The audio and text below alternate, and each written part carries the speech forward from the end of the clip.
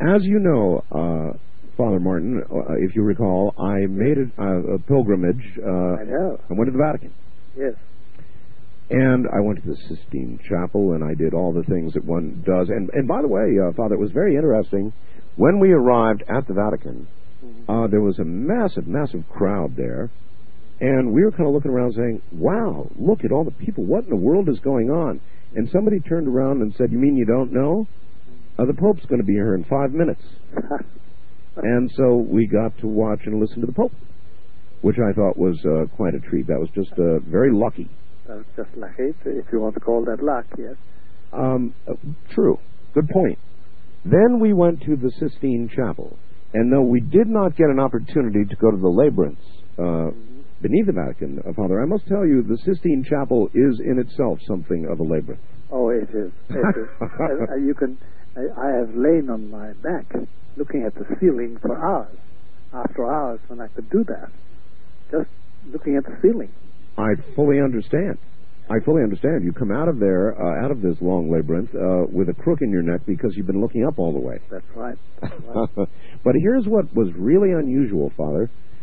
My wife is a Catholic, as you know, Ramona, and as soon as we walked into the Sistine Chapel, the first thing we saw was this gigantic globe. And you know what was on the globe? It had all 12 signs of the zodiac. That's right. I couldn't believe it. I couldn't believe it. I was so amazed that I had Ramona stand there and point to her birth sign on the globe, and I took a photograph and put it up on the website. It's up there right now. And I was going to come home and ask you, what in the world is something astrological doing in the Vatican? Well, actually, Art, it's a historical fact that several popes over several centuries always kept an astrologer. Really? Oh, yes. And the astrologer was noted for his Catholicism. It was always a man. And they consulted him about the affairs of state, whether it was advisable to do this, to that, to the other. Really? For hundreds of years. Oh, now, yes. Somehow I'm a little lost here, Father, because I always thought that the only person a pope would consult with would be God in prayer, and that the influence of the planets wouldn't enter into it. Well, not with Catholicism. I know, strictly speaking, one would expect that, but they considered it a one way in which God would advise them to do things. A wise Catholic astrologer who would be studying the movement of the planets and would see in the conjunction or the separation or the rearrangement of the planets an indication of favorableness for this move or that move on the part of the Holy Father. No kidding. Yeah. Do you know that tonight, as we speak, 8 planets are in alignment? Yes, I was told that. I haven't got out to look at them because I really have something else to do, much less present than watching the planets, because I'm terribly interested in the stars. But I would love to see them. That is absolutely remarkable. Now, what is the modern church's attitude with regard to astrology? It depends on the modern churchman. Certainly the present Holy Father does not consult, has not got and does not consult astrologers. There is nothing inherently against Catholic teaching or Catholic faith in astrology, provided that you see it all beneath the hand of God. Because, again, the Catholic doctrine is that God can manifest His will and tell you what to do in your life through various material happenings. And one of them is the arrangement of the planets. So there's nothing against faith. What would be against faith is one placed all one's trust in that and relied on that to be the deciding factor about life and death, and that's forbidden. That nevertheless seems to be a very liberal interpretation. Yes, it is. Particularly for popes of many years ago. I know, for hundreds of years, Art. Hundreds of years, literally. Certainly, you could say that between, say, as a cliche date, 1200 and say middle of the 1600s, it was very common. Very common. Well, then I think the church is to be applauded for not erasing history that perhaps today it would not rather recall. That's right. That's right. And actually, yeah, they don't emphasize it nowadays at all. And besides, you see, nowadays astrology has become the purview of people who don't believe in God, at least according to the Catholic faith anyway. So they emphasize it less. And then there have been abuses of astrology, of course. There are stories and novels and books and real factual histories about people who consulted the stars and therefore decided to go and assassinate somebody or to steal something. Sure. So that's where it goes over the edge. But as a means of knowing God's will, no, some popes wouldn't travel without their astrologer. That's really Would an not amazing travel thing. without them. All right. It then, is surprising art. There's no doubt about that. Indeed. And then there were a couple of other things that struck me and will be with me for all of the rest of my life. I believe in God, Father, Sure. but I am skeptical about things that I can't touch and prove. I can't help it. Yeah. However, while I was there, I also got to go to Bethlehem and Jerusalem. And I saw, interesting. yeah, and I saw the exact place where Christ was born and where the final crucifixion took place. And I must tell you that, along with my experience in North Africa, there are almost not words to describe the difference between talking about it, hearing about it all your life in Sunday school, early in Sunday school, but then suddenly being there and being in that spot, and you know that you really, really know, and I can't even convey in words. I know you can't, and nobody can, Art, and I know exactly what you're talking about. There's no way you can tell it, but there's something in that place, those places. Oh boy, is there ever. Yeah, and you know, Art, look at it in broad level for the moment. Take even a broader view of it. If you go and visit the battlefield of Waterloo in Belgium, right, or the Alamo in Texas, sure, something grips you there. Some of the same sort of feeling, but not nearly as strong. Oh no, it's not nearly as awesome. Awesome is the word. It's awesome. I guess that's the best word you can come up with, but I really haven't found words to convey to my audience, and I really have tried. Yeah, I'm sure you have. So I was. It was an amazing. If you couldn't do it, it means it's rather difficult. You are a master of words. There really are some things that words there are not words for. That's right. They go beyond. The feelings are too deep, and the experience is too real. Human words. It's like it drives something right through you, and I'm going to leave it at that because I really can't explain it. No. Anyway, that was incredible. But I'm so glad. I'm so glad you saw those places. Then, after I called you the other day, Father, and I found out happily you were not dead, the next night I think it was Sunday. Yes. On 60 Minutes. Lo and behold, they put a picture of your book, Hostage to the Devil, on the screen in connection with a story they ran. That's right. And Dr. Olson. And Dr. Olson. I think I had given you the first news of that, and I'll bet lots of other people have talked to you about it since. But you were the first. You were the first to tell me about it. And my eyes popped out in the place when I saw it. All right, to give everybody some sort of background, this is with regard to a 60-minute story about a lady with multiple personality disorder, a Wisconsin woman, who went to a doctor, and the doctor said she had 126 different personalities, distinct and different personalities. Over many years, he treated her, Dr. Kenneth Olson, and the allegation is that he hypnotized her and that he actually put these personalities into her, including the Bride of Satan, teenage boys, you name it, she had it. It cost hundreds of thousands of dollars in insurance money. Hypnosis again and again and again over years and years and years, and then finally culminating in this psychiatrist performing an exorcism. I know. They said, based on your book, hostage to the devil. Right, using the formula put in the back of that book. And, by the way, he thought, I guess, that it was a success, that it had successfully exorcised her. Yeah. And so there's a lot of legal battling and lawsuits pending and so forth and so on over all of this. But I thought I would try and get your reaction to that. Well, I'll tell you my reaction, Art, is this. And don't be very surprised at this. My reaction is great fear for the safety of Dr. Olson. And I'll tell you why. Okay. The essence of exorcism, performing an exorcism, is a clash between the exorcist and the demon allegedly possessing somebody who is to be exorcised. Yes. And it's not simply a prayer, and it's not simply a blessing.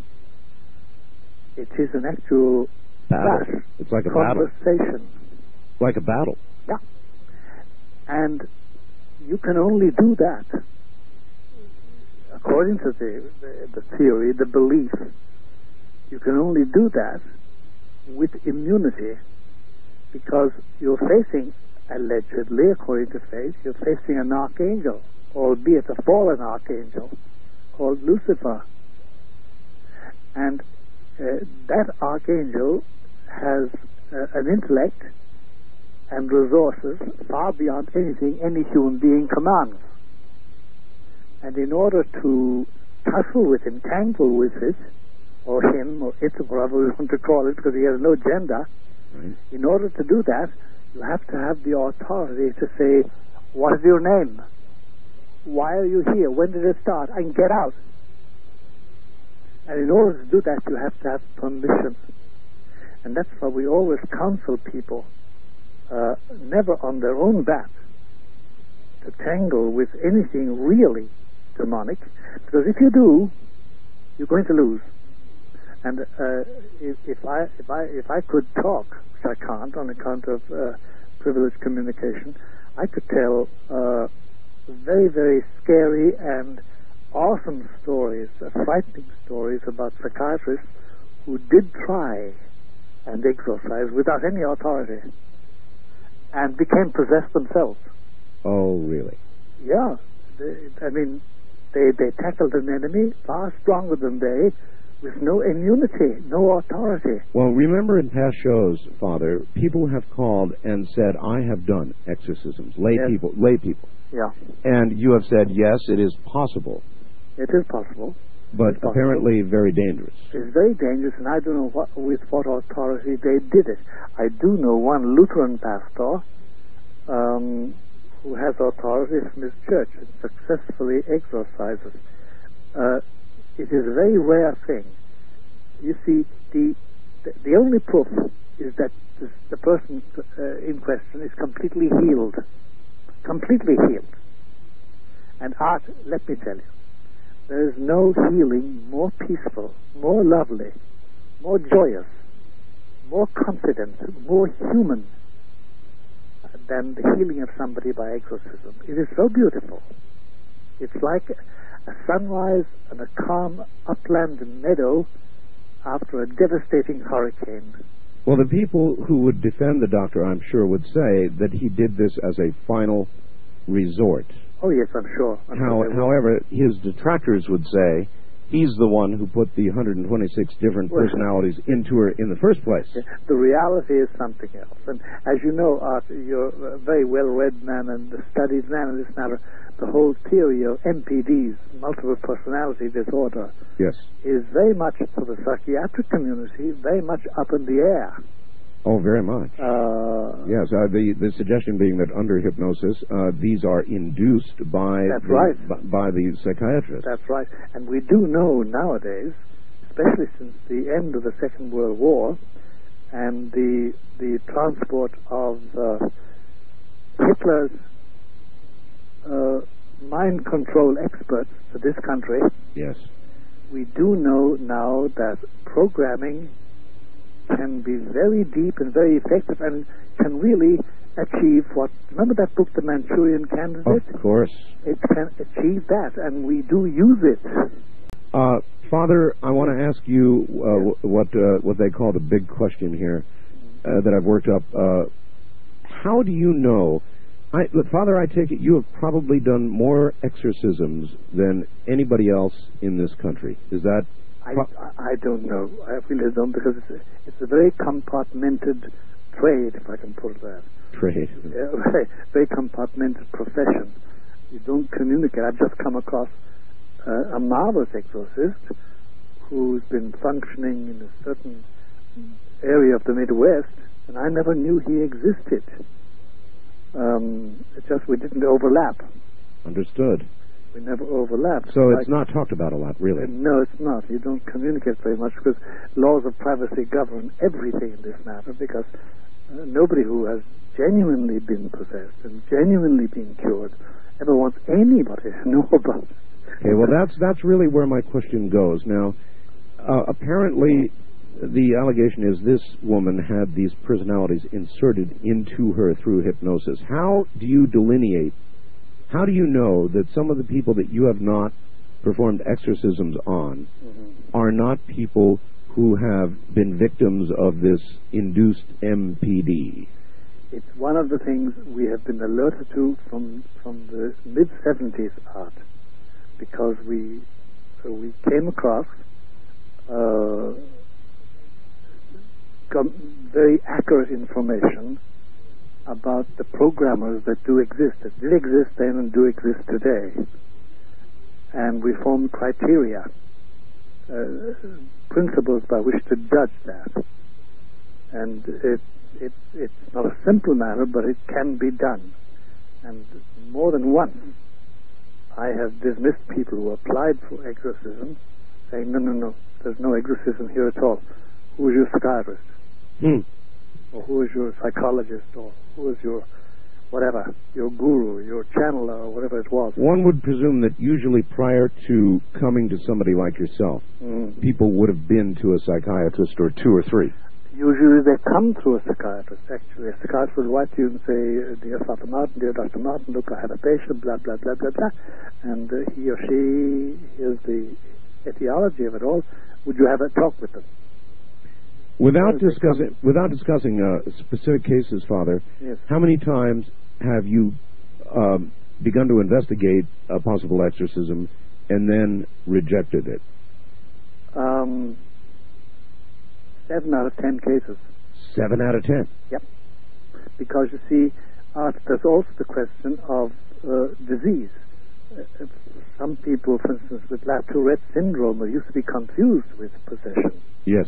And La Tourette syndrome just has a lot of the behaviorisms of possessed people, but it's not possession. And then there's Huntington's chorea. And then there are forms of schizophrenia, phases of schizophrenia. There are schizophrenia, but not possession. And then, by the way, there are forms of possession that are very like schizophrenia, and the demon hides behind the schizophrenic manifestations. And that's even worse. Yeah, it is. There's a double whammy there. So you've got to undo all that. And you can only undo all that if you have authority. You can't just do it because you say, well, okay, now tell me what the truth. Are you there or not? It's nothing like that. It's a far more... Are you allowed to discuss the tests? Yes. The tests are if you want to start at the beginning, first of all, you ensure that there's nothing physical, that there isn't a tumor in the brain, there isn't transgenerational insanity, there isn't alcoholism, there isn't a drug addiction. You must assure yourself of all those things. And if there is it masking something else, or is it simply that alone? First of all, you must check them physically. They must be checked physically. Because there are always physical manifestations out. And then, having done that, you check them psychologically. Not by psychoanalysis exactly, but competent psychologists must examine them, talk to them, examine them anyway, even if they can't talk to them. Sometimes they refuse to talk.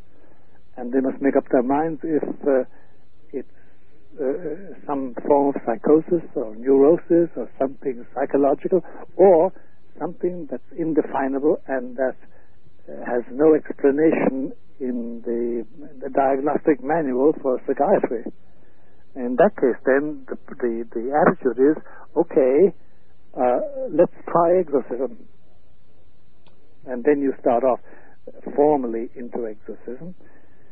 And that means then talking to the person in question or to the people who know them, if it's a child or a young person or a husband and a wife, etc., people who know them, and finding out how they've lived and when it started and what happened and what distresses people, why have they come to you, what has the psychiatrist said. If they come to a psychiatrist, usually the psychiatrist will tell you what he or she has found out about them and say, this is the baffling thing about it, and this is why I would turn to you on a religious plane rather than on a psychoanalytic plane or psychological plane or psychiatric plane. And therefore you eliminate possibilities of disease, physical disease, and you eliminate the possibility of hoax, and you eliminate the possibility of something to do with insanity or psychological irregularity of some kind or other. Okay, but once all of that is gone, and then you make an appointment to start your exorcism. And it actually, Art, once you start into something like that formally, having arranged everything in the usual way, and I can describe that in a few sentences to you, within 10 minutes or 20 minutes, you know if you're dealing with possession. that quick. Oh, yeah. Because, you see, the power of an exorcist, if he has authority, the power of the exorcist is such that it evokes a response. It evokes a response. And the battle begins. The battle begins. If he is skillful, he can be fooled. He can be deceived. Have you been? No, but I've assisted at exorcisms when I was younger, where the person was baffled and deceived and outwitted. And I knew it, but I wasn't in charge. And you don't interfere. Outwitted. Yeah, That's outwitted. an interesting term. Yes, it is. In other words, the strength of your faith alone, even if you have absolute faith, might not be enough. You could still be outwitted. That's exactly it, Art. You've got it. That's exactly it. You can be outwitted by a cleverer mind and a quicker intellect and a more resourceful intellect, and above all, a much more ruthless intellect, which also is probably acquainted with you, the exorcist, to a certain extent, and therefore knows your weaknesses and knows what to tap to evoke false judgments. That's really quite remarkable to consider, because I suppose the purist would suggest that an absolute rock-solid faith would be sufficient, or should be sufficient, with God's power behind you. But actually, there are other aspects, including wit. In other words, that you not be fooled by somebody brighter than yourself. That's right. Intelligence. There's nothing can beat intelligence when it gets down to brass tacks. A fight like this, because it's a real struggle. And see, we humans, as such, we are inclined to, not pride exactly, but we're inclined to be very fascinated by some intellectual problem, and we can be lulled into accepting a situation where we fall under the influence of a superior intellect, because usually, not always, but usually the demon has a superior mind compared to ours. Usually. Well, that really must make you think several times as you go into an exorcism. It does. Because it is possible, and it's happened, hasn't it, Father, that exorcists have gone in and haven't come out. They've died. That's right. They've come out of it and died, or they haven't come out of it and they've died. or they come out of it possessed, and possessed in a very, very pathetic way. I mean, worn out, useless. What generally is when that occurs? What does the church do? Well, once upon a time, when churchmen, bishops, in other words, and the prelates of the church, when they really were in charge of this, because nowadays they're not. A lot of them don't believe in it at all. But when they had a regular system and a method of taking care of this aspect of life, they generally gave them very easy jobs as parish priests or in institutes to make it easy, because these men, there's no doubt about it, that they lost their lives. So the church took care of them for the rest of their lives. Yes, it did. It was very mild and compassionate with them. And today? Today, first of all, there are far fewer exorcists than ever before. In a lot of dioceses, for instance, in Detroit, in the diocese of Detroit, there is no formal exorcist at all. So if you want to have an exorcism in that area, you have to go to the cardinal, it's the cardinal in charge, and say, listen, Bishop so-and-so of such and such a diocese has an exorcist. May he come in and do it, because he can't do it in somebody else's diocese unless he has authority and permission. And it becomes very awkward then. Sometimes the bishop says no. Sometimes the bishop says yes. Sometimes the answer is very peculiar. Sometimes a bishop who is not respected very much for his Catholicity is quite willing to experiment. It's very funny. You never know what's going to happen. So it could be in this day and age, Father, that a priest who would perform an exorcism and would come out of it basically a vegetable would not be taken care of by the church. No, would not be taken care of. His family takes care of him, or he goes to a home, or I know one or two who ended up in state farms. It's a grim affair. It's a grim affair nowadays. All right, I've got something I need to ask you about. What's that? I do a lot of different things on the air, sometimes foolish things. I doubt that. I do. No, I do. And I wanted to talk to a witch. A broom riding, I said a broom riding. A broom riding witch. Yeah, the real McCoy, real witch. Yes. And so I went on a witch hunt. And I found this young lady who calls herself Harlot. And I interviewed this young lady. Yes. And turns out she called herself a witch, Father, but what she really was a Satanist. I interviewed her over a period of, about 4 hours or so, and trust me, she was the real McCoy. She scared me to death. And it really scared it out of you. Full of Hail Satans and all that kind of thing. And extremely serious. At first I thought she wasn't serious, but trust me, she was. She was married to a man who killed her daughter. Now, she knew that this was coming.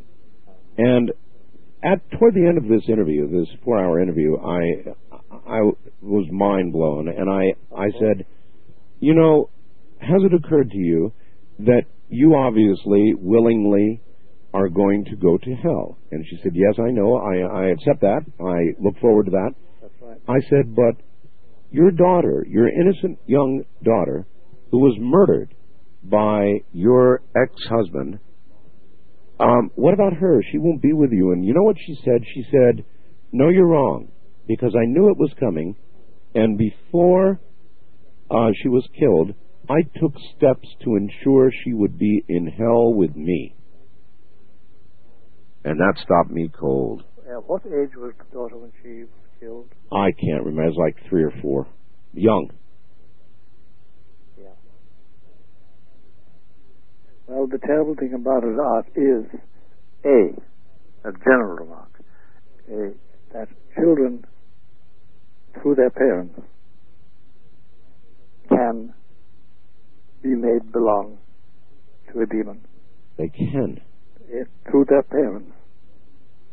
to their parents. How can that be, Father? In a world that I guess I don't properly understand. Yeah, it's difficult to express it. But we have cases. We have frightening cases of it. And by the way, we have also got cases where the parents, Satanist worshippers, Luciferians really, yes, and generational Luciferians, that is, ran in the family, who they tried to do the same to their children and failed. Some children accepted it, some didn't. Well, that would imply an age of understanding, but... yes, it's extraordinary, the understanding they have, though, Art. It's frightening. At the age of 3.5, 4. It's astounding in certain cases. In other cases, no, they're dull. They're like little children, which they are, and they don't, there's no harm done. But there are cases, there's some part of me, Father, that just can't grasp this, that an innocent child could be literally taken to hell by the mother in this case. Cease to be innocent. Cease to be innocent. You see, actually, when you think of it, there have been cases in history where children of an age, a tender age, as we say, 3 and 4, turned out to be very willful. There are rare cases, I know that. They're very rare cases. But it does happen. But even under our laws, a child of 3 or 4 could never be charged with... Never. Held responsible for in any way... Never. What some child at that age would do. That's right. So, I'm sure you get this kind of question all the time, but how could a merciful God allow this to occur to a child that young? How could this woman's will make that happen? I have no answer to that. I do know it happens. I do know that there's full consent on the part of the child. I do know that they have a development of will and mind that frightens you when you come across it. You know you're in the presence of a tiny body which is as developed as your will, your adult will, although not with the experience. And it's a very frightening thing. Boy, it's a scary like world. Like a talking dog. You know, I sort of half expected you to say, don't worry, that child is not in hell. Well, but that isn't what you said. As to who finally ends up in hell, Art, that is something reserved to God. We don't know. And she, the mother, may have thought she made quite sure about it. She may not have had, because the final decision is not hers, it's God's. Yes, but your answer is she could have done it. Oh, yes. Here once again is Father Malachi Martin. Father, welcome back. Thank you. I've got a really hard question I'm going to ask you, hard for me. But first I want to ask you, in previous programs you and I have done, we have talked not just about people possessed requiring exorcism, but people in a different category, people that you have called perfectly possessed. Right. Now, frequently these people are very successful, have a great deal of money and influence and power. Usually, yeah. Usually, yes. And there are many of them. And you said when you walk down the street, you know them when you see them. Yes, you always do. They know you. They know you. Yeah. In what manner would you know this person? Can you put words to it? No, it's one thing you can't put words to it, but it's the unseen signals.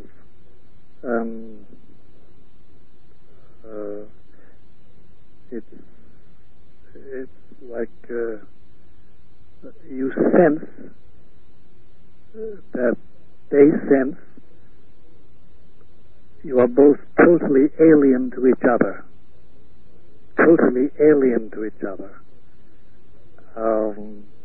So you definitely... It's beyond hate. Sorry, for interrupting you. It's beyond hate even. It's total alien. Nothing in common at all. And it's not a teeth-gritting, shivering thing. No, it's not. I don't know if ever in your life, Art, you were in imminent danger of being killed, not of dying. A lot of people have, like myself, with a heart attack, two heart attacks, etc. That's of dying, but of being killed. And there were only two times in my life, which we can talk about some other time, and not to be divagate the conversation too much, when I could have been killed. Literally. Right. But then when you are in that, when it's certain that unless something happens, you are going to be killed, a strange calm comes over you. Because then it's sure. Mm-hmm. You can't do anything about it. Mm-hmm. You can't escape. Mm-hmm. You can't get out of it. And unless something happens, you're going to be killed, literally. You're not going to die. You're going to be killed. And it's a strange calmness. It's cold reality. And it's beyond the shivering cold. It's just, that's the feeling you have when you recognize them and they recognize you. You know this cold reality, and it's beyond hate. It's total alienation. Okay, the perfectly possessed person, if I understood correctly your explanation before, is a person who, in fact, has made a pact with the devil. The ultimate. To be successful, to get what he wants in the world, whatever reason, maybe even to get a woman. Who knows for what reason he's made a pact with the devil. That doesn't make him perfectly possessed. It just puts him in possession. Perfect possession is something beyond that even. But I mean, he's utterly satisfied with his deal. Completely. The reason I ask is as follows. I have been in the radio business for 25, 30 years. Mm-hmm. And like many people in radio, for many of the early years, I struggled and, about half starved to death like people do in radio. I mean, that's the way it is. Of course. And it's been a passion for me without question. Great. And like everybody else, or maybe unlike so many others, I have been very fortunate, and in recent years, my career has just, skyrocketed. That's right. Thank God. Thank God. But I've got to tell you, I don't ever recall any time that I said that I'd give anything, I'd give my soul, or anything like that. I don't recall a time like that. No, I'm sure you didn't. But since I've had this much success, there have been some times, particularly, I must say, since I heard you describe the perfectly possessed, when I have worried, did I do something mentally? Did I make some pact that I'm not consciously recalling? I worry constantly. It's like, let me make a remark about that.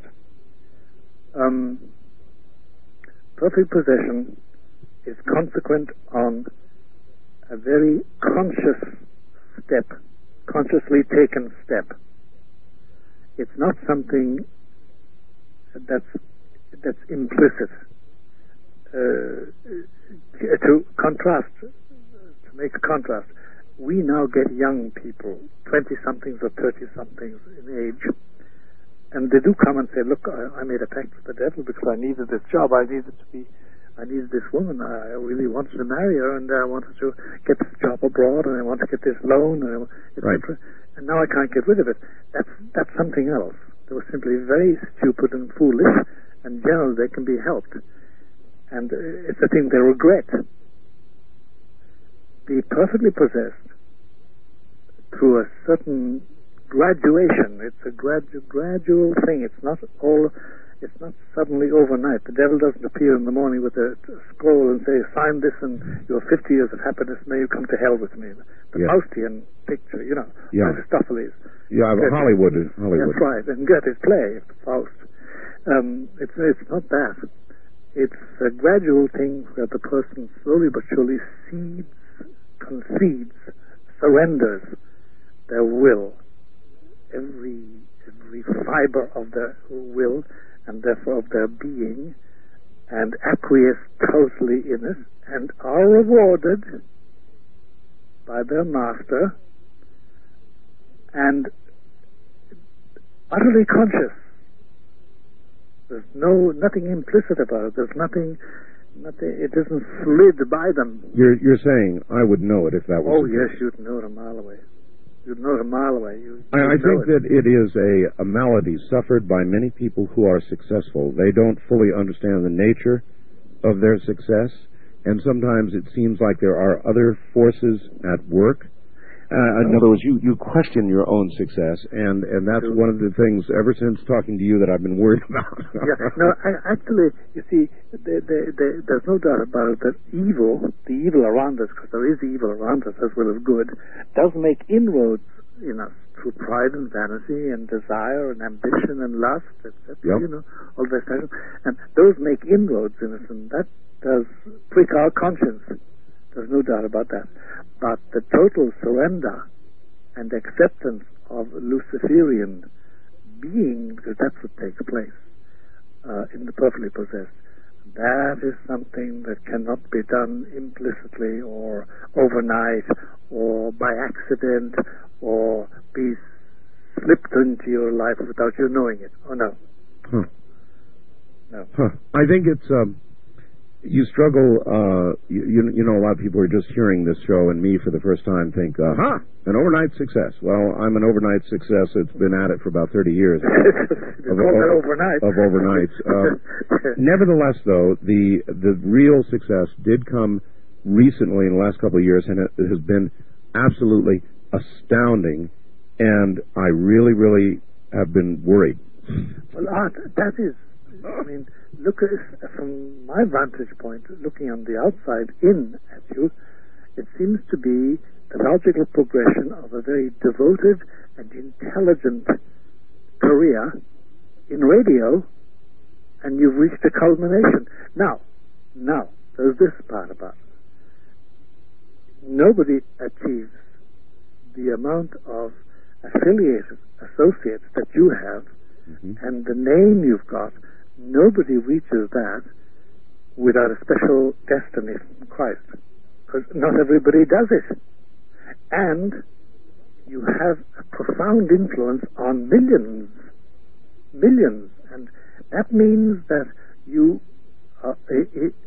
from this point of view, as a radio man, that you are working on universal lines that affect the macro government of people's souls, and that's a responsibility. It really is. I know. That for me, that's the telling point. That sure, somebody can work like a dog, work the little bottom off, as they say, and not get to where you are, but you got there, and that was because your destiny was that you were to do that. Given your talents and given your will and given the opportunities which were given to you. Obsession would be a good word. I'm obsessed with what I do. I love it. Yeah, I know. Well, obsession, since we're talking in the context of exorcism, obsession is a very professional word with us. I wouldn't use it about it at all. I'd say you're utterly devoted. And because obsessed is something else. Close to possessed, huh?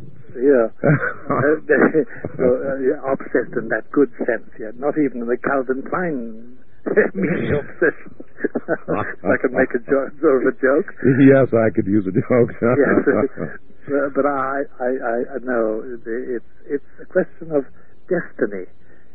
De facto, your destiny before you were born, before you were conceived, before your parents were married, was such that you would achieve this eminence. And apparently, it fits into God's plan.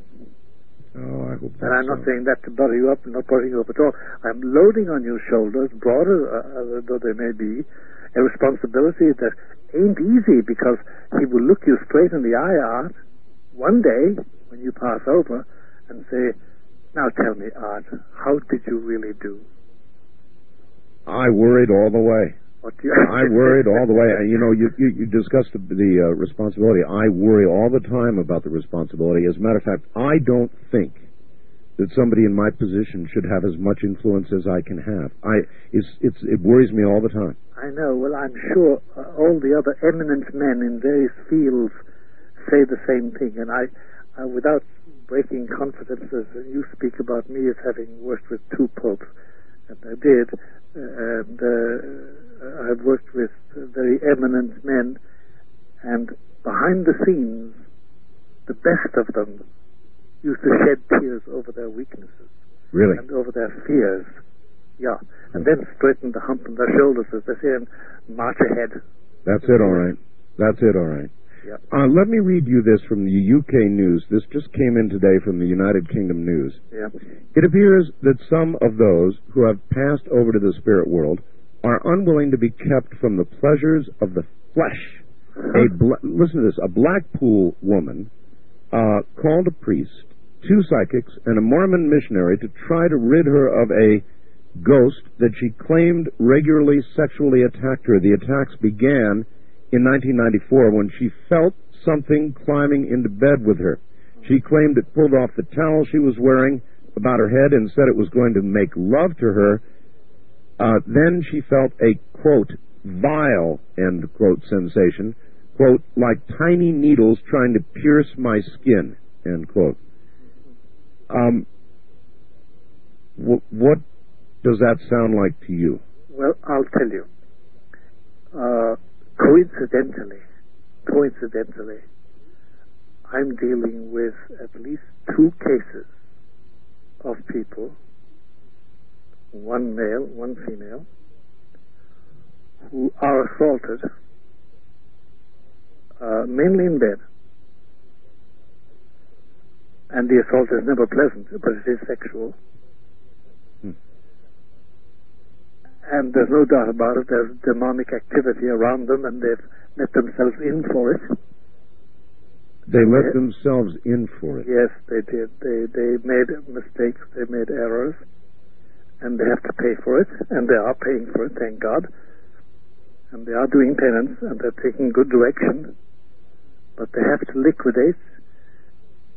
And though it may sound funny to you, not funny, but it may sound peculiar to you, I keep saying to them, look, it's far better that you liquidate here your guilt than that you do it in purgatory.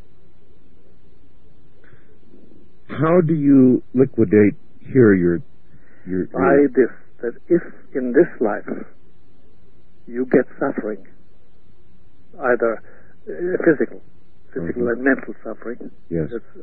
I don't think there's such thing as physical suffering without mental suffering. But anyway, if you do that, and you have the grace of God, and you offer it up in union, but this is Catholicism, in union with the pains of Jesus, the Savior, whose pains did save us, then you do merit to liquidate the punishment due to your sins.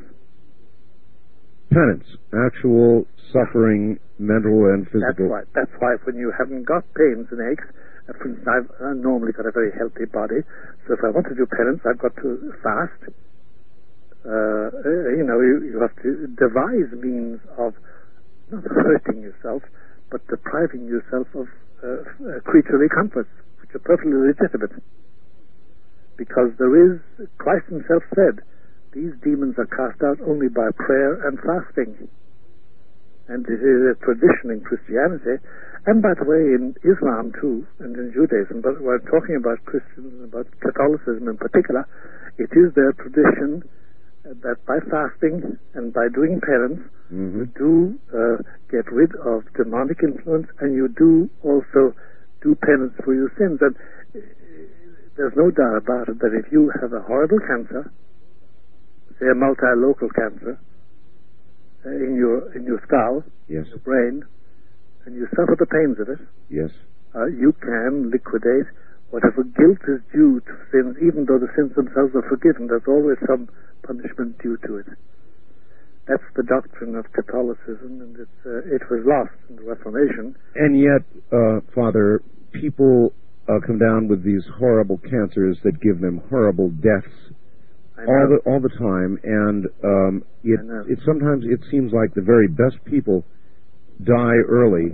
such terrible deaths. I know. I see it every week of my life. So then, how does that fit in?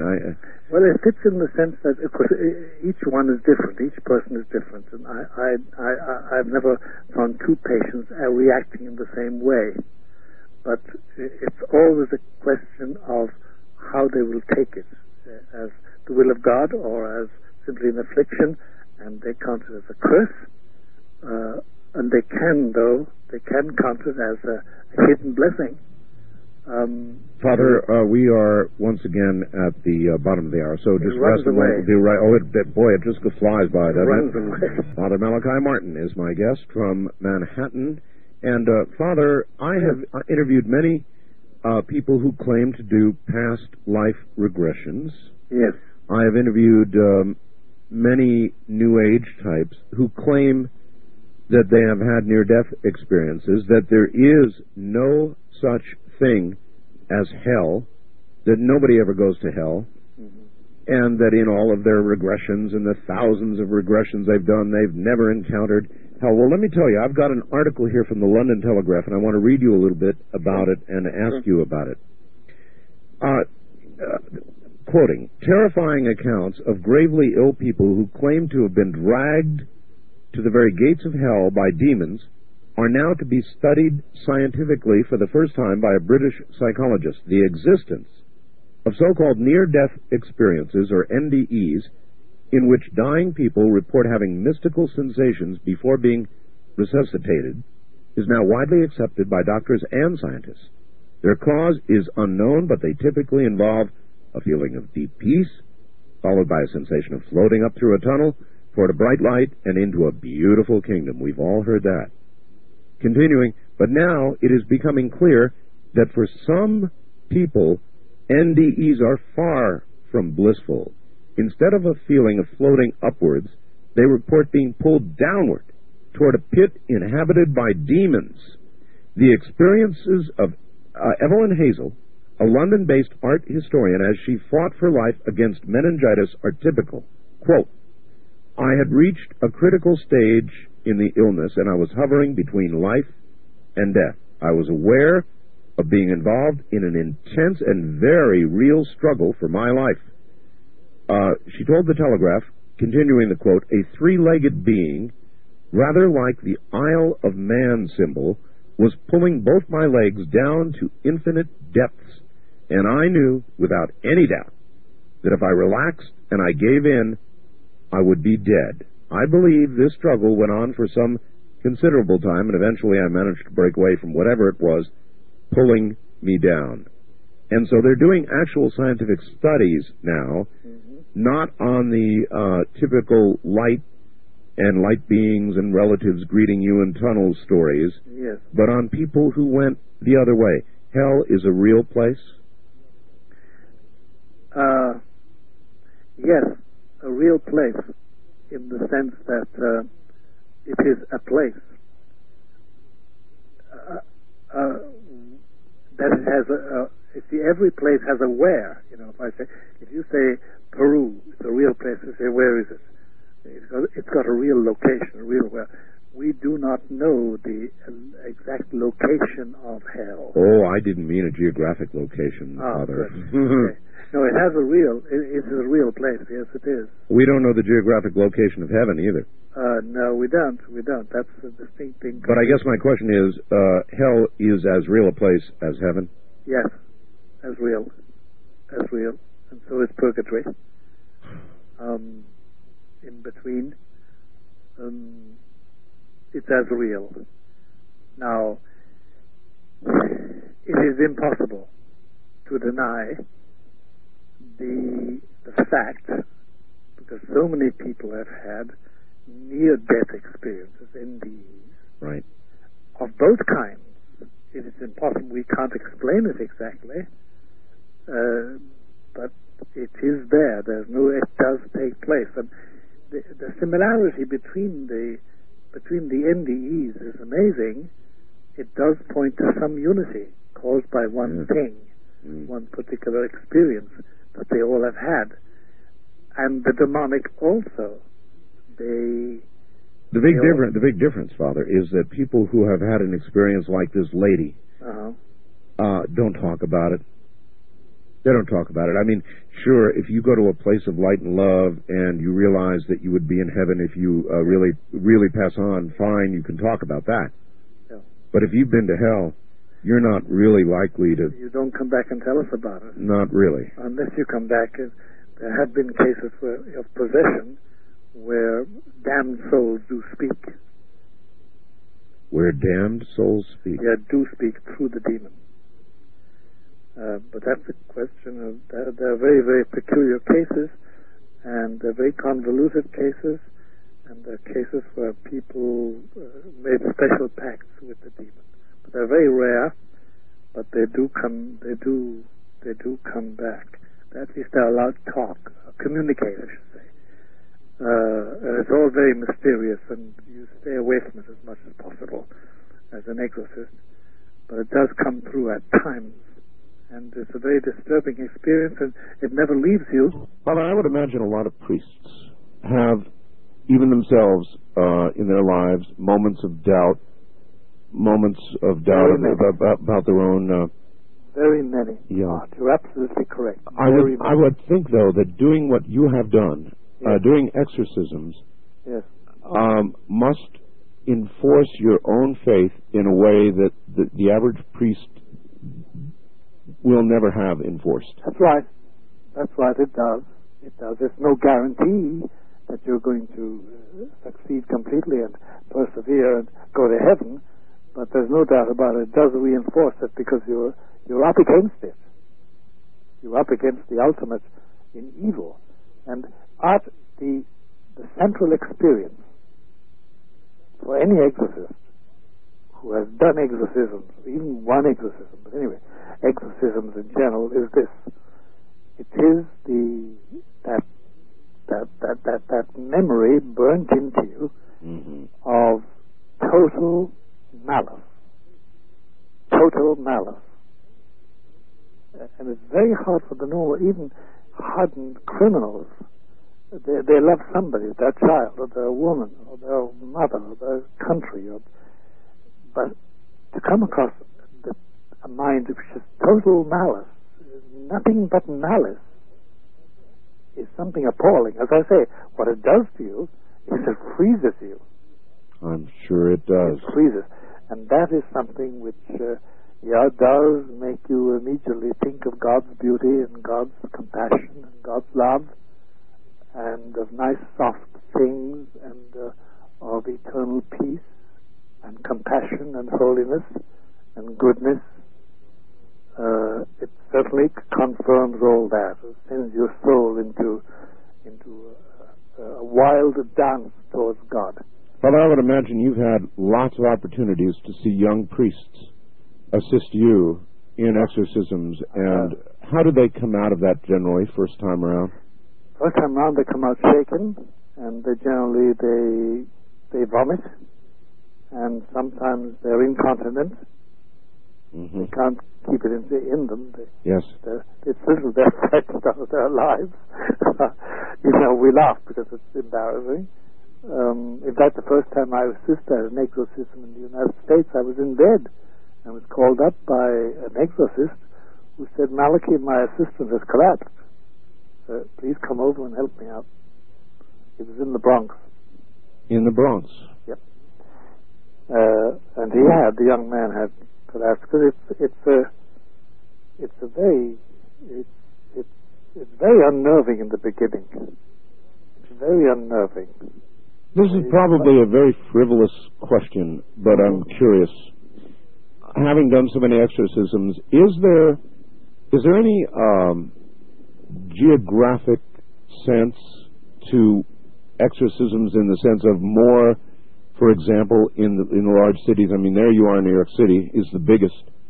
Are there more by percentage, do you think, in the big cities than there are in the... I'm sure that it will not meet with the approval of a lot of people, but I can pinpoint various cities and various areas in the USA, really? Canada, and in Europe, where there are a disproportionate number? A disproportionate number, where evil of that kind flourishes. It's a funny thing. Can you name a few? I mean, we're not going to really harm anybody by naming a few. Well, I think, for instance, that there's a plethora of such things in Geneva, Switzerland. Geneva, Switzerland. Neutral Geneva? Neutral Geneva. Yeah. I think that, and I hope that we don't get assaulted for having said this, but it does seem that Louisville, Kentucky, has a fair share, more than, say, as far as we know, Santa Fe. And then there are areas in Manhattan where I wouldn't want to live, and they're not always in Avenue A, B, and C, or in the Bronx, for that matter.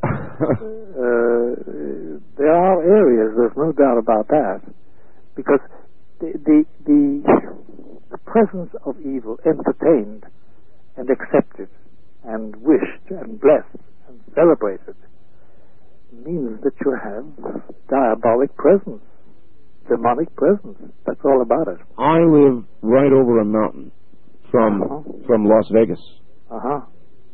Now, Las Vegas is always generally portrayed in the media and elsewhere as the devil's playground. Yeah, I think, that's romanticizing it. I never, in my whole experience, Las Vegas never stood out as a home of the devil's art. No kidding. So, in other words, it doesn't even stack up against Louisville. No, it doesn't stack up against Louisville. It doesn't stack up against Chicago. It doesn't stack up against Vancouver. Wait a minute. Vancouver, you say? Yes. Doesn't stack up at all. But it's talking about the incidence of diabolic interference.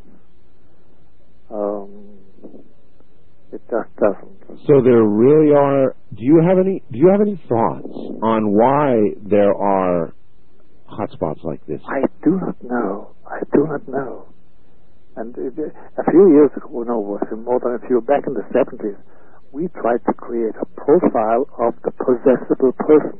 Sure. And the profile of the places. But we found out there was no profile. No, it was purely random. Neither education, nor sex, nor faith, nor culture, nor riches, nor poorness, poverty or riches, success or failure, black, white or sky blue, pink, yellow or red or green, whatever the color of your skin was. So then possession is random. It seems to be random. Appears to be random. Yeah, because, listen, Arthur, like you, I know very naughty people. I mean, I know people who couldn't stand the glare of publicity on their business methods. Sure. And I know, and I have come across ladies of the night. Yes. In the street. I remember once, which I'll never forget, being confronted in New York, which I'll tell you about if you want to. And I've known a few people from the mafia who certainly, were rough diamonds and were used as soldiers.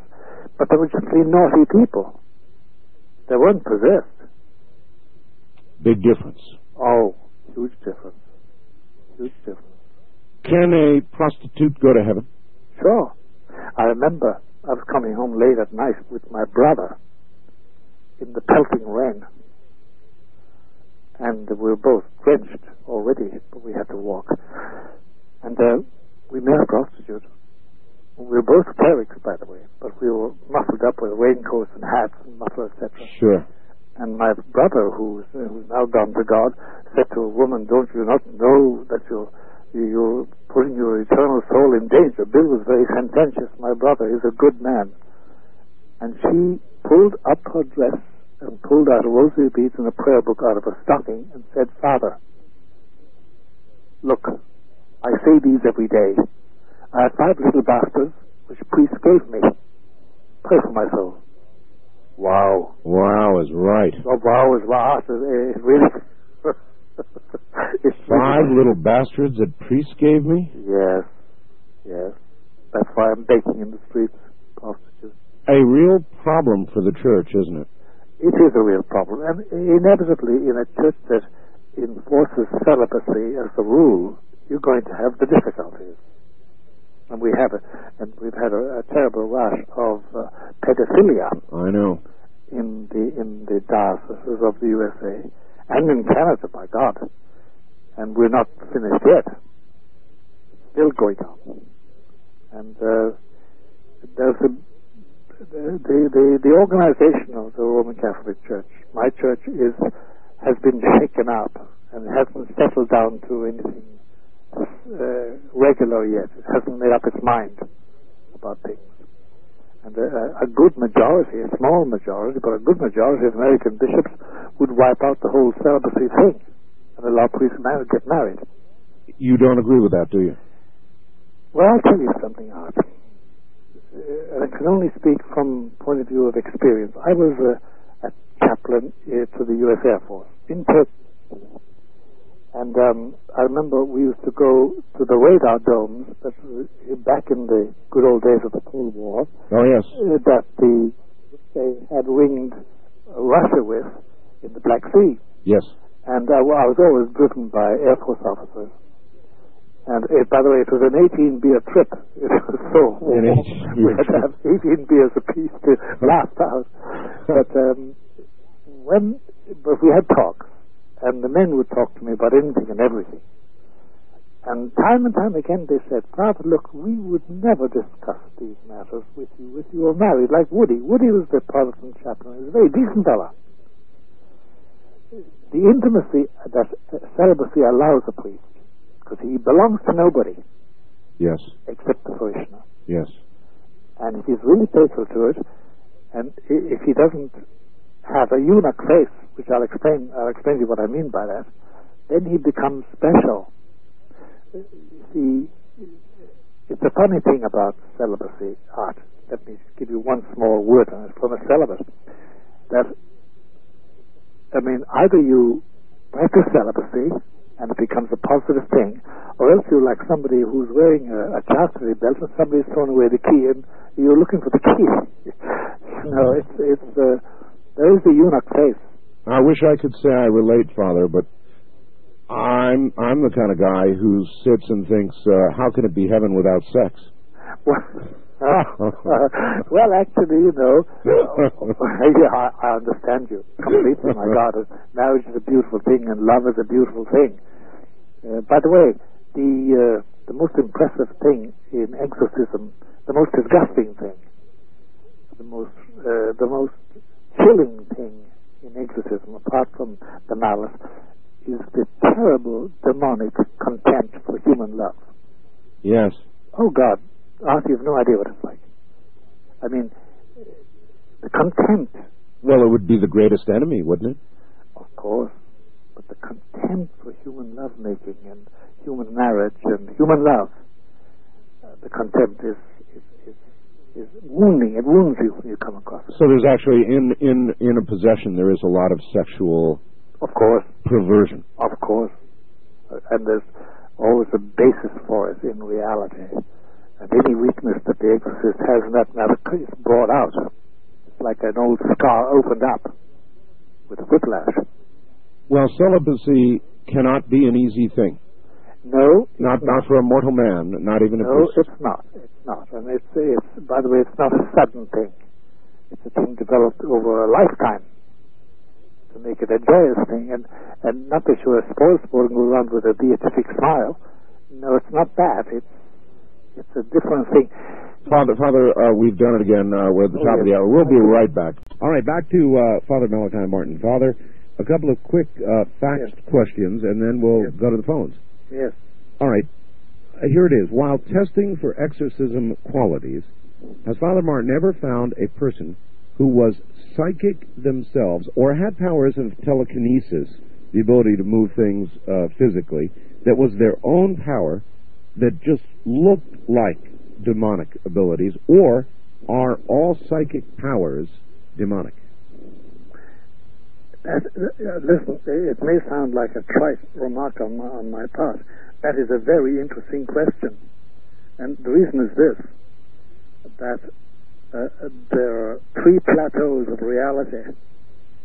There's the physical reality, which we all know, space-time, the dimension in which we live and move and have our being. Right, right. There is the supernatural reality of God.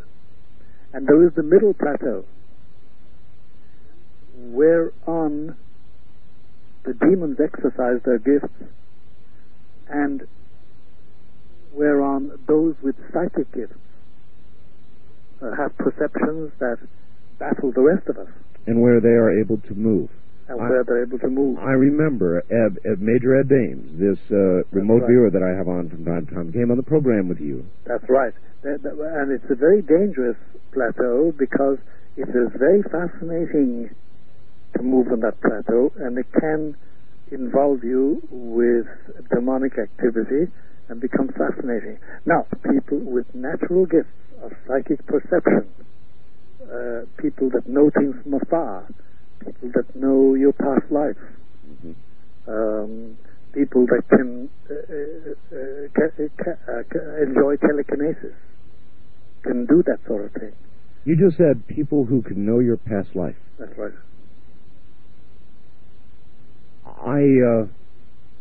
I would have thought your position would have been that there are no past lives. Well, no, I didn't mean past life. I meant what has happened since you, for instance, you're 45. They will know what happened to you. I see. All right. Not reincarnation. No. All right, so there is real psychic power. Oh, there is real psychic power. There's no doubt about that. It's a very, very frightening thing when you meet it. And I've known young people, young boys and girls with it. And you have to teach them to how not to use it. Because it disturbs people very much. And then besides, it can also lead them onto the middle plateau where they can run into trouble. All right, part two of this is a separate question. Yes. People have predicted the current pope will soon die. Yes. After which another pope will take control. Yes. The new pope has been predicted by some to be a dreaded betrayer of the faith, possibly involved in the coming of the Antichrist. Yes. How does Father Martin view the prophecy of the 111th Pope, which would be the next Pope? Frankly, Art, the older I get, the less I know about it. I have a feeling in my bones that the miseries of the Roman Catholic organization, as an organization, not simply as a spiritual church, but as an organization on the face of the earth, the miseries of that organization are just beginning, and that it is heading into a very difficult situation worldwide, and that there will be a lot of trouble in Rome itself. Now, as regards the health of the present Holy Father, it's very hard to know because he is a Polak. He is. A stubborn man. Oh, he is. And he keeps on saying, no, despite all these prophecies, because he hears them, all these doomsayers, I'm going to see the year 2000, and I'm going to go to Mount Sinai in the year 2000, and I'm going to go to Ur of the Chaldees, where Abraham started in the year 2000. I'm going to go to Jerusalem and Bethlehem and Calvary. Well, if he's determined, then he may well make it. He may well make it. Always take into account the will of God. I do not know. Frankly, in spite of my name, which is biblical, for a prophet, Malachi, I have no gift of prophecy, Art, so I don't know. I have a great confidence that God, who so loved the world that he sent his only begotten Son to give us light, and light will take care of us. But I don't think it's going to be easy. I think miseries are going to start. Father, you predicted that there would be an event in the spring, that there would be an event. There could be an event if a certain sign took place, but there was no sign between the end of spring and the end of winter and the end of spring. There are nevertheless many people, and I'm one of them, who feel something big is imminent. Oh, yes. There's no doubt about that. There's no doubt about that. People of all disciplines, people I interview of all disciplines, and they're all essentially saying the same thing. It's a general feeling. Yes, no it doubt is. About that. It absolutely is. And you remember what Freud told us about what the psychiatric associations in Austria were saying just prior in 1938? He said that the multiplicity of patients coming, telling about dreadful dreams about barbed wire and blood. Yes. He said it baffled us all why they were talking like that. There is a general feeling, and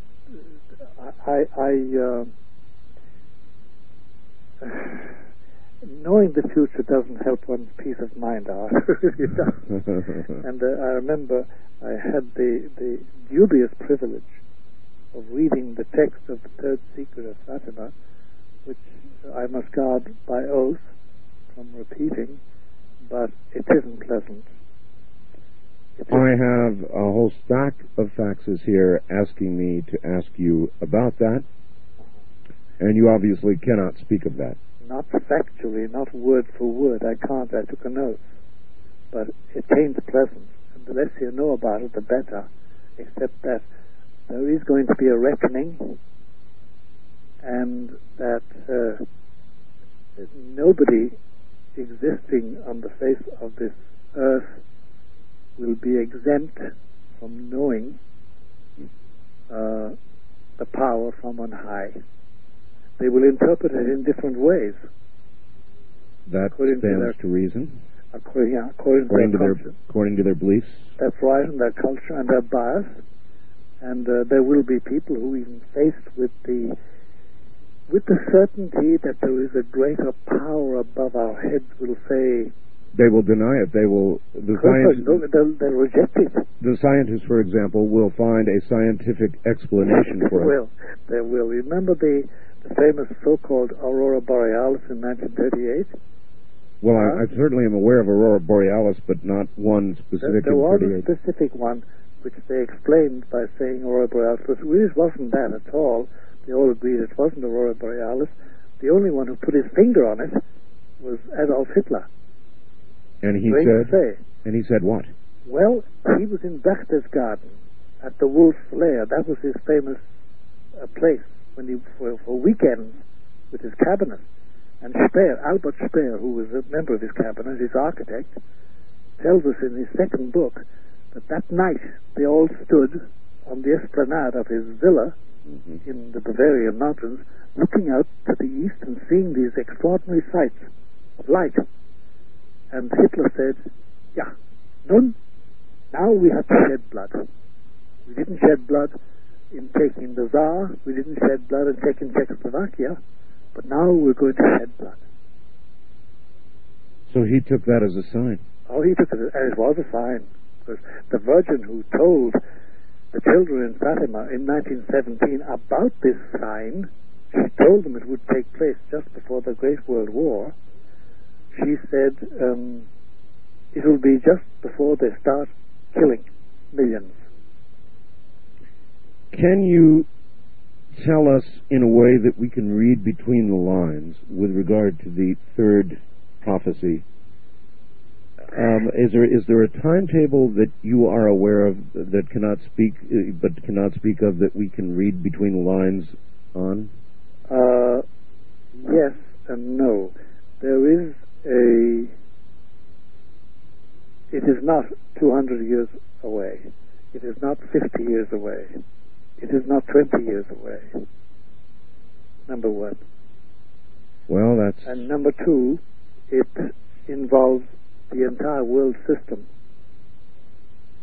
It's not merely one area. It's not merely one religion. It's not merely one race. Will be apparent to all. All. Without exception. Without exception. And it will be frightening. Okay, well, I think I've asked as much as I want to ask about that. Let us ask some questions of the audience. First-time caller line, you're on the air with Father Malachi Martin in Manhattan. Hello. Good morning, and greetings to you, Art, from British Columbia up in Canada, and to Father Martin. Good morning. Conastu Malachi. Conastu. We do try to keep the faith a little. Yeah. But listen, what I'd like to do is ask several questions, and I'll just hang up and listen to your various responses, one for Art and two for Father Martin. All right. Several weeks ago, you had a living, breathing astronaut, Art, on the program. Yes, Edgar Mitchell. Yes, I rather wish you'd asked him what his take was on your question. Did we really fly to the moon? Okay. Look, yes, the answer is yes. I've asked him that many times, and it is always absolutely. He walked on the moon, sir. But did you sort of challenge him with some of the questions that the debate raised? Yes, I did. Uh-huh. Yes. I'm sorry I missed it. Father Martin, my Irish grandmother, God bless her soul, when she had me... What part of Ireland did she come from? She was from County Cork. Oh, God bless her. Yes, I know. She used to have me on her knee, and with a twinkle in her eye, she would ask, tell me stories about the little people. And as a kid, I loved those stories, and I cherished them. But, I would like your take on that.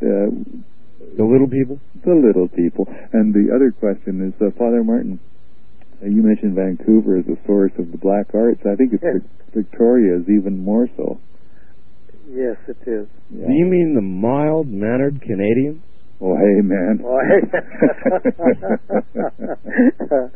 You're a very charitable person.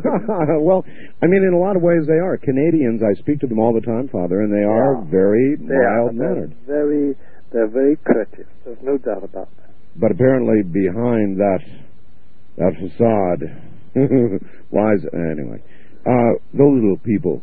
The little people, it's the ancient Celtic myth that the fairies, the little people, the wee people, dwell in the ruined forts and castles, of which Ireland is full, by the way, ruins of chapels and churches and towers and castles and old houses, etc. But it is purely and simply a Celtic myth. But around it they have woven an entire literature.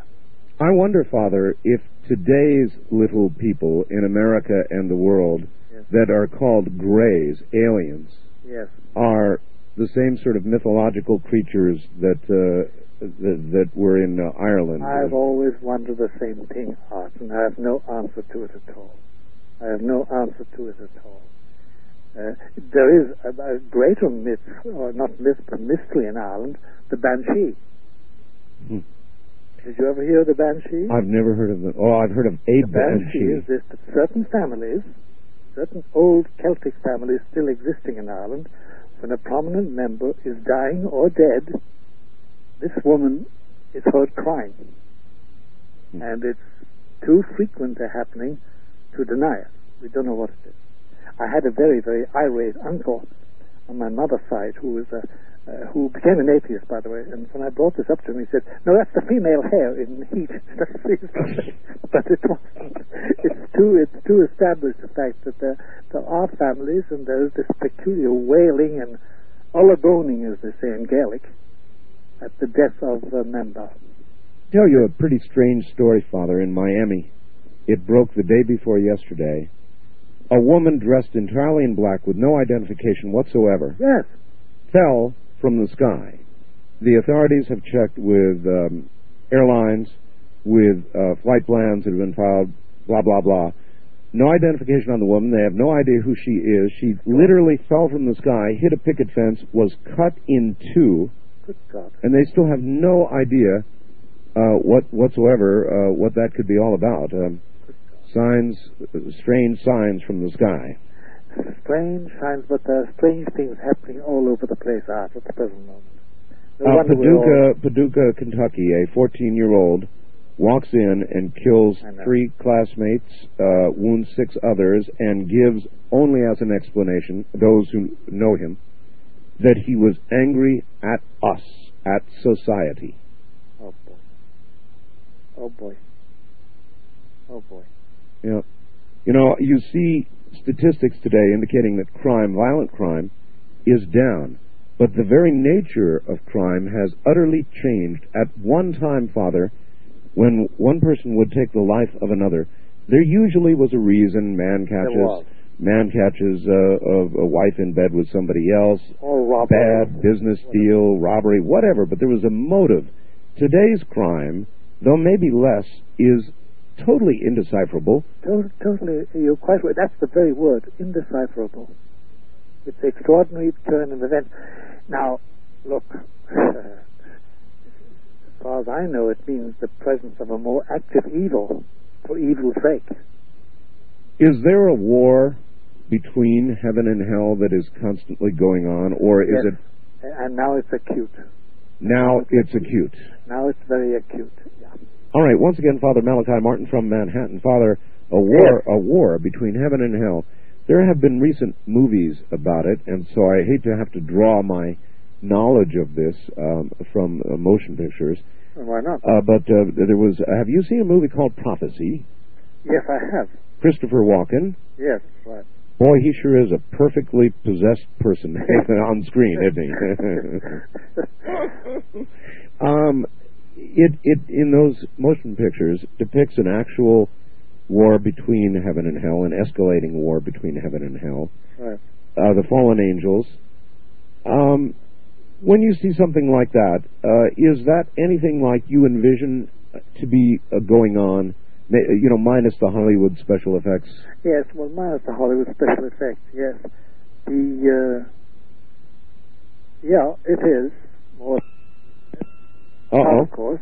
We just had some weird noise on the line. We had, yes. It must be that we're getting on somebody's nerves. Yeah, that's right. You guys at NSA, just listen, don't cut in, huh? That's right. It is, yes. But the where you find that battle raging is in the souls and lives of living people. And you find it raging and hurting and injuring and killing. The people you deal with. Yeah, you do. And terrible things happen. Humanly terrible things happen to people who take the other side, who really serve evil and hurt others. And it spreads from generation to generation. It's a terrible battle, and it goes on all day and goes on right through the whole week and the whole year. And there's no getting away from it. And it's getting much more acute today than it ever was before. Well, maybe this is a dumb question, but is there any possibility that war could ever become an all-out war, one in which the right side wouldn't win, where Earth could be lost? I think it can get to the point that Earth can be lost for a while. It will be reclaimed. But I think that there's a sunset is creeping over the whole human thing. Yes. At the present moment. And it's a grey sludge, and it's slowly but surely extinguishing all love. The world is really getting very cold. And I think we're now getting back toward that which you really can't fully talk about. Yeah, that's right. That's right. I catch on quickly. All right, Father, a lot of people on the phone lines, and I've really got to get to them. East of the Rockies, you're on the air with Father Malachi Martin. Hello, where are you, please? Hello there. Hello? Yes, you're on the air? Yes, this is Bruce from Chicago. Hi, Bruce. Good morning. It's an honor to talk to Father Martin. He's my favorite guest.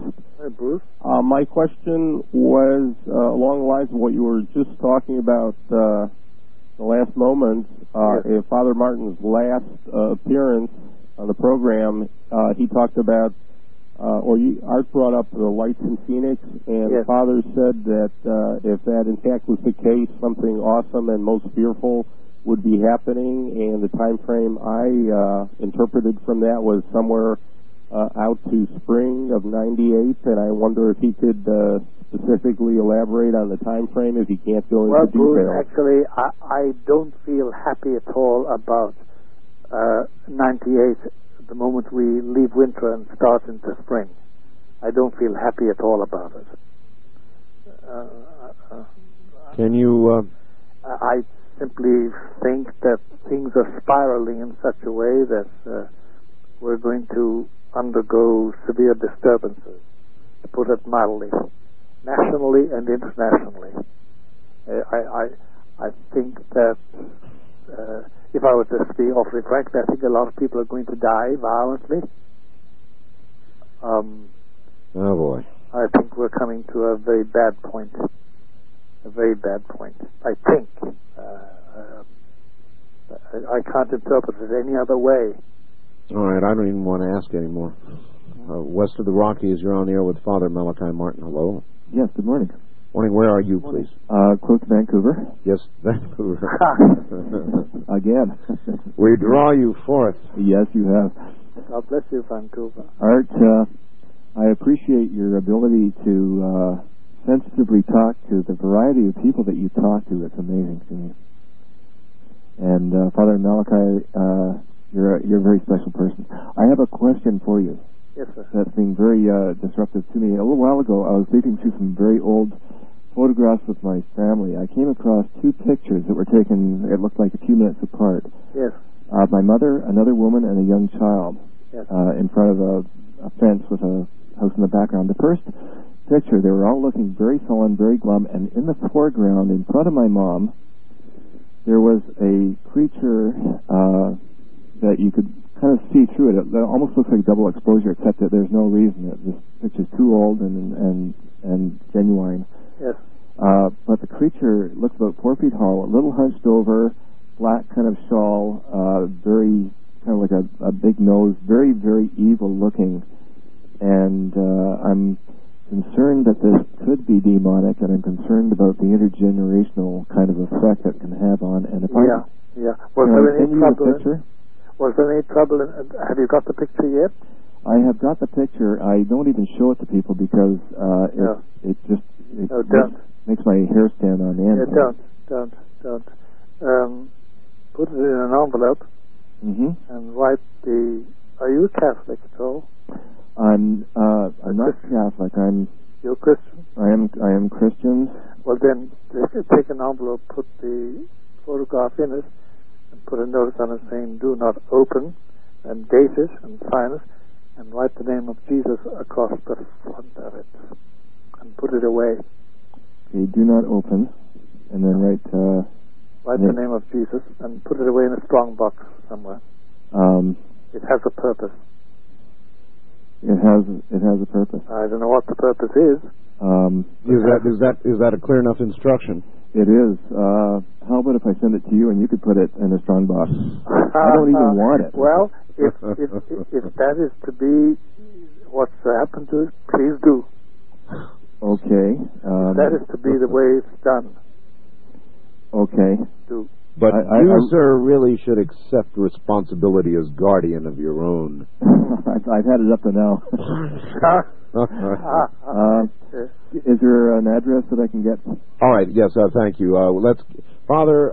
By the way, I want to tell the audience you have a new website, and we have linked to your website. I should have given this much earlier in the program. If people will go to www.artbell.com and just scroll on down to Father Malachi Martin's name, click on it, you will go to his new website. Now, Father, is there a way on that website for people to contact you? Maybe not, huh? Not so far, although I must tell you, Art, that I've given out an address, a postal address in Manhattan. Yes. Which can be used with impunity. All right. And it's 217 East 66th Street. Slow down. 217 East 66th Street. New York, 10021. 10021. Apartment 2A as in Apple. Wait a minute here. Then I download all my messages, my email, continuously. I don't answer them all because sometimes they exceed 300 a week. I understand. And it's difficult to answer them, but certain ones I do. Okay, Father Malachi Martin, apartment 2A. As in Apple, yeah. 217 East 66th Street, New York, 10021. USA. Okay. East of the Rockies, you're on the air with Father Malachi Martin. Good morning. Hello. Where are you, please? My name is Alex, and I'm calling from El Paso, Texas. Yes, Alex. Okay. Yes, Father Martin, I have Yes, a feeling that a good friend of mine, his son, I think, may be possessed. Ah. And what he does is that he draws very, very strange drawings on his wall, and he talks to them. He draws very, very ugly pictures of certain strange things. And now, I may sound like kind of crazy by saying this. No, you don't sound crazy at all. What age is the boy? He's about 10. Ah. And, when kids are about 10, you know how they have, like, invisible play friends and stuff Sure. like that. But, I have a strange feeling that God is telling me to, like, kind of help this boy. Yes, And I don't really, like, know whether to, like, get, like, some sort of help on exorcism or anything like that. Yeah, I do not know the bishop down there, if there's an official exorcist in that diocese of El Paso, in which El Paso is. Tell me, do you know anything else about the boy? Does he He bends himself like kind of strange. Does he speak about a companion? Well, he tells me that he's talking to the person on the wall. Yeah. And he draws these figures. In other words, he could have a familiar, as they call it. I'm not too sure about those familiar, but yeah. Well, they call it a familiar. Mm-hmm. But I, at this distance, it's impossible to say. But the peculiar drawing is funny. Does his father ever bring him to a psychologist? No, actually the father just kind of like blows it off and says, "Hey, it's just my son doing strange things, but." Oh, gee whiz, that's a bit. I kind of have a feeling that maybe I should get someone, or if not myself, get someone to exorcise him. So where would I you'd have to apply to the local diocese. Mm-hmm. Because at this distance, it's the jurisdiction of the bishop in which El Paso is. I don't know what diocese El Paso is in. It's in a Texan diocese, diocese. I don't know which one, but then you go to the chancery and ask who is the exorcist in that diocese. Would it be possible? If the father agrees, because the father must agree. So there you are. Father, what chance in this modern day and age in America does somebody have of going to a diocese and getting an affirmative answer that there is an exorcist? Very well, put in percentiles, about 33%. 33%. About a third. It's very low. And if they don't get satisfaction, then what? Wow. If they don't get satisfaction... Yeah, if they're laughed off or shrugged off or whatever. The reason I groan is that I know so many cases of that. I know so many cases where they're laughed off or brushed off or told to go away or simply told us, no, go to a psychiatrist, and that's what has happened within the church organization of my Roman Catholic Church. If our friend who's speaking to us from El Paso, he should pray about it, because prayer can obtain what this boy needs. But I have no solution. At this distance, Art, I have no solution. I see the poignancy of it all and the danger, and that father is very feckless. Father, could you become a bishop? Of course I could. If you were to become a bishop with the power ascendant, yes, what would you try to change? What would you try to do with that increased responsibility? I would try and organize the clerical reaction to possession and obsession, because these are factors that are growing in every diocese I know in the United States. So we should not be offering less to people like that man who called, but more. No, on the contrary. He should be aided immediately. There should be a mechanism in each diocese that aids such a thing, takes it in, studies it, gets to the boy, gets to the father. But there isn't. And that's the triumph of Luciferianism, the church themselves. As the grayness descends. Yeah, and the terrible thing is that you won't find a belief in it all amongst many bishops and many priests. Mm-hmm. Does the fact that you just said that make it less likely that you would become a bishop?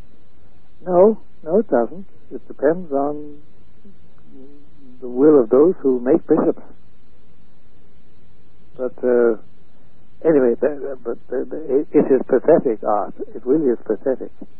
Even in this Archdiocese of New York, there are people who need attention, but they don't get it. Because there's just too much to be done. I understand. First time caller line, you're on the air with Father Malachi Martin in Manhattan. Hello. I can barely hear you. Yes, my name is Keith. I can barely hear them too. Yeah, you're going to have to yell at us, sir. Okay, my name is Keith. Yes, Keith. Yes, Keith. I'm calling from Carbondale, Illinois. Okay. Yes. I was just calling in concern with something that you talked about earlier in the show, the lady named Harlot. Oh, yes. And I was just thinking about it. I do a paper route at night, and I just got off of it to try to get a hold of you. And you seemed kind of concerned, and it hit me that most likely the daughter would be in heaven. And the reason I say this is because if the woman desired her to be in hell with her, and hell is supposed to be a damnation, then she wouldn't be able to have that with her. I mean, but sir, she said, if you listened carefully to that program, she didn't say that she willed her to be in hell with her. She said she took steps before her daughter was killed to ensure that she would be in hell with her. It's as if she desired that to be. Of course. It was beyond desire. She said she took steps.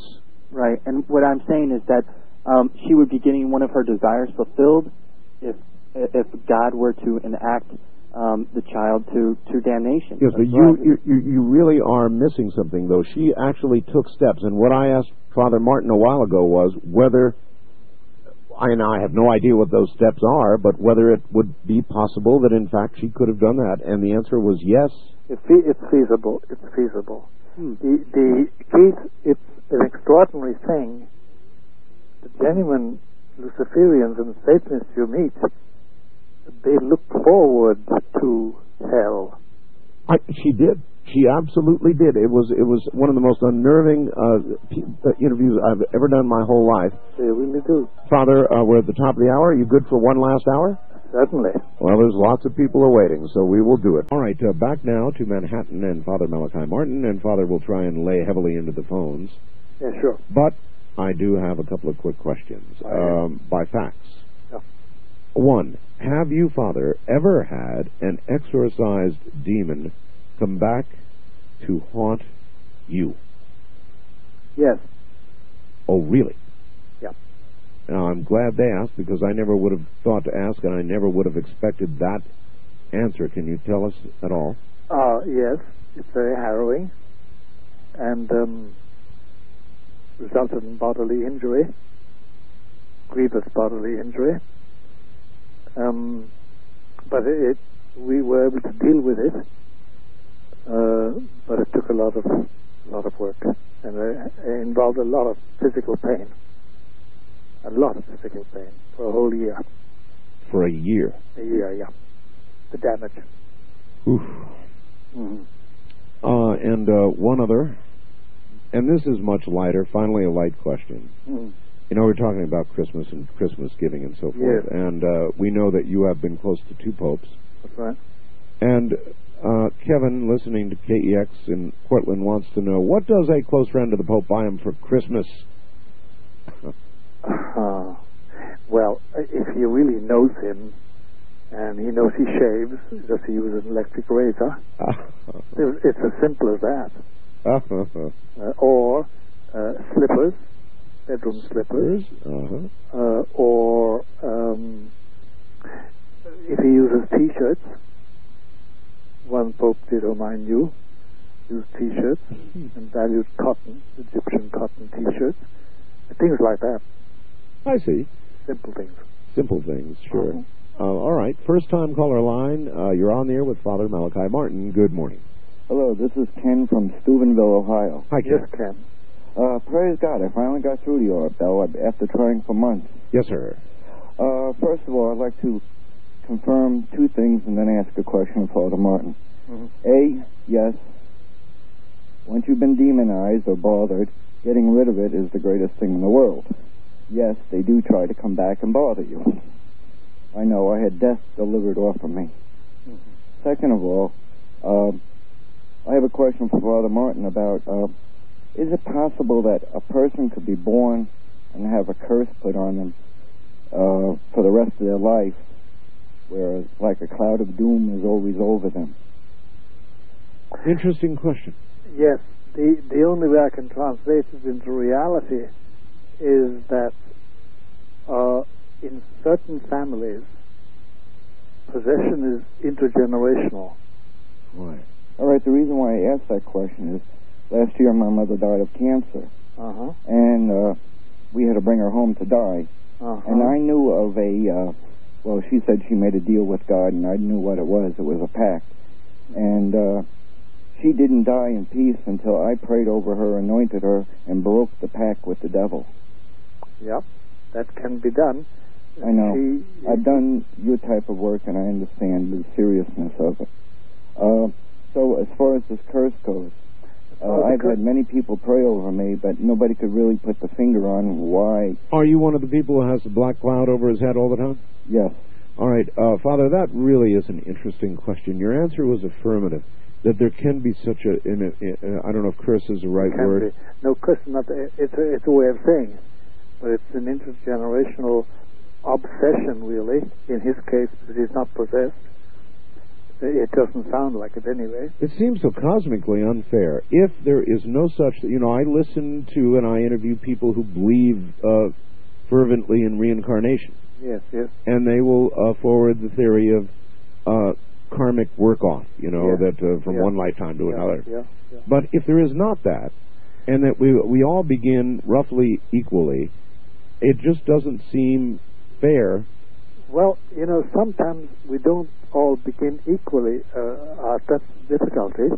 And see, there's one peculiarity God has, and it's this, that as the prophet Hosea said, the fathers eat sour grapes and the children's teeth are blunt. Take, for instance, Adam and Eve. I wasn't in the garden. True. I didn't eat the apple. True, but you nevertheless suffer. I suffer from that. That's God. If I am a child born of a mother who's a lush and a father who's a crack addict, yes, most probably I'm going to be an alcoholic, and I'm going to be crack addicted from the moment I see the light. Why? This way God has arranged humanity. And if I have a parent who rears me to be the servant of Lucifer, and I know families that do that. Oh, yes. God doesn't step in and send an angel and tell me to stop. I've got to deal with it. And if there's anything like an intergenerational obsession in man's family, then he has to deal with it. All right.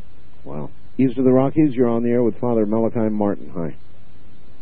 Hello. Going once. Going twice. I'm not from the Rockies. I said east of the Rockies. Oh, east of the... I'm sorry. That's you then. You're east. Where are you? I live in Oak Lawn. Oak Lawn, Illinois. I'm sorry. Definitely east of that great chain there. Definitely east. Good morning, Father. Good morning to you, ma'am. First, before I ask you anything, I want to thank God that we have priests like you to give us information. I'm sorry to hear that. For the information that we're starving for. So, because you speak the truth, and this is what we very seldom hear nowadays. Okay, my question, and I have even written this to Cardinal O'Connor in New York. Could the tampering of the Latin traditional Mass of the saints and the martyrs let all hell break loose? Now, the reason I'm saying, that's my first question. Yeah. And the reason I'm putting that together with, I read the Leo the 13th when he had he heard the devil come from the tabernacle. Yes, yes. And now, I don't know, I'm not trying to figure out God's time, but that was in 1887. It was. Right, Father? It was. Okay. So it was in now the first thing they did at Vatican II when they tampered with the Mass is take away the prayer of St. Michael. That's right. And I mean, I don't look at it as coincidence because it was not coincidence. Pardon me, Father? It's not, because they took Father, away. Father, you've got to stay good and close to the phone. They I have to. My phone is in bad shape. Oh, I'm going to get a new instrument. Right. And when he heard this, when he heard the devil make the pact with God. Now, if I'm saying it wrong, I'm not real well educated, so bear with me. You're doing fine. Okay. Well, when he made that pact with God, and God said, I will give Satan 100 years to destroy the church. Yes.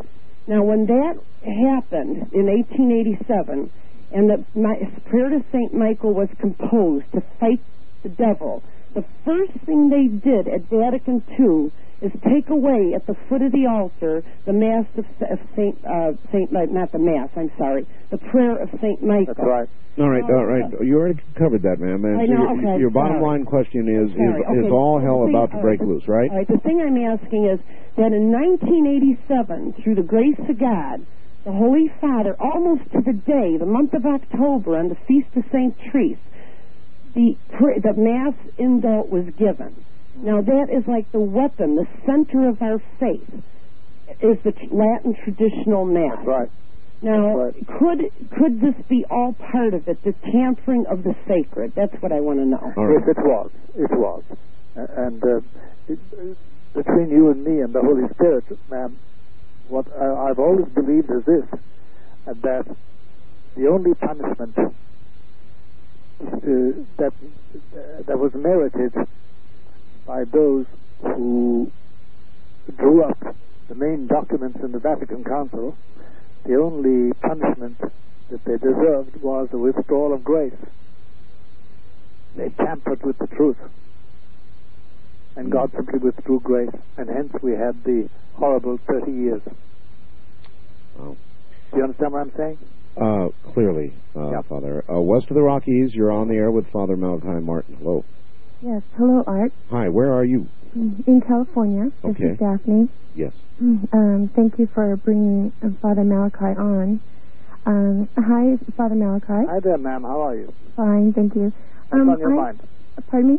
What's on your mind? I have two questions, if I can. Sure. The first one deals with, I was born into an intergenerational satanic cult. And my father was the high priest. Yep. I was, at my birth, my soul was given to Satan by my parents. Yes. And so my first question is, how can I be released from that? Very simple, ma'am. Mm-hmm. Provided you are baptized. Yes. And that you go to confession, Holy Communion, and Mass. You should, on the Feast of the Immaculate Conception, which is just in a couple of days' time, you should consecrate yourself to Our Lady. Okay. I did denounce Satan. Is it as simple as that? It's as simple as that. Okay. If you need anything further, you could write to me about it. Okay. But that's all that's necessary, really. Okay, and thank you. My second question is, as a result of the experiences that I had with this cult, I developed multiple personalities, so this whole evening's program is very interesting to me. Yes. I was highly programmed by the cult, and I've been in therapy for many years. Along with all the personalities, are 9 demons. They're not part of my personalities, but they're separate. Yes. My pastors are preparing to do a deliverance. I'm not Catholic. We did go to a Catholic church and asked the priest, and he really did not believe in that. He didn't take it seriously. So my pastors are preparing to do this in a few weeks, and I'm wondering if you have any suggestions for them, or is there a way they can reach you by phone? Write me a short note to the following address, 217 East 66th Street, apartment 2A for Apple, New York, New York, 10021. Okay. And does that come directly to you? Or yes, it does. Okay. Yeah, obviously that's an apartment address. It goes right to him. Yes. Tell me your first name so I will identify it. On the envelope? No, just in the letter. Tell me. Daphne. What is your first name? Daphne. Daphne. Daphne, okay, I've got it. That's enough. All right, Daphne, do that then. Father, yes. That is an amazing thing to hear. She was given to the devil at birth.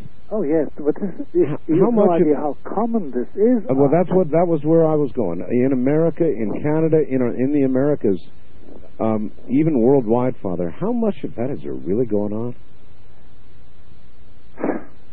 I'll put it like this.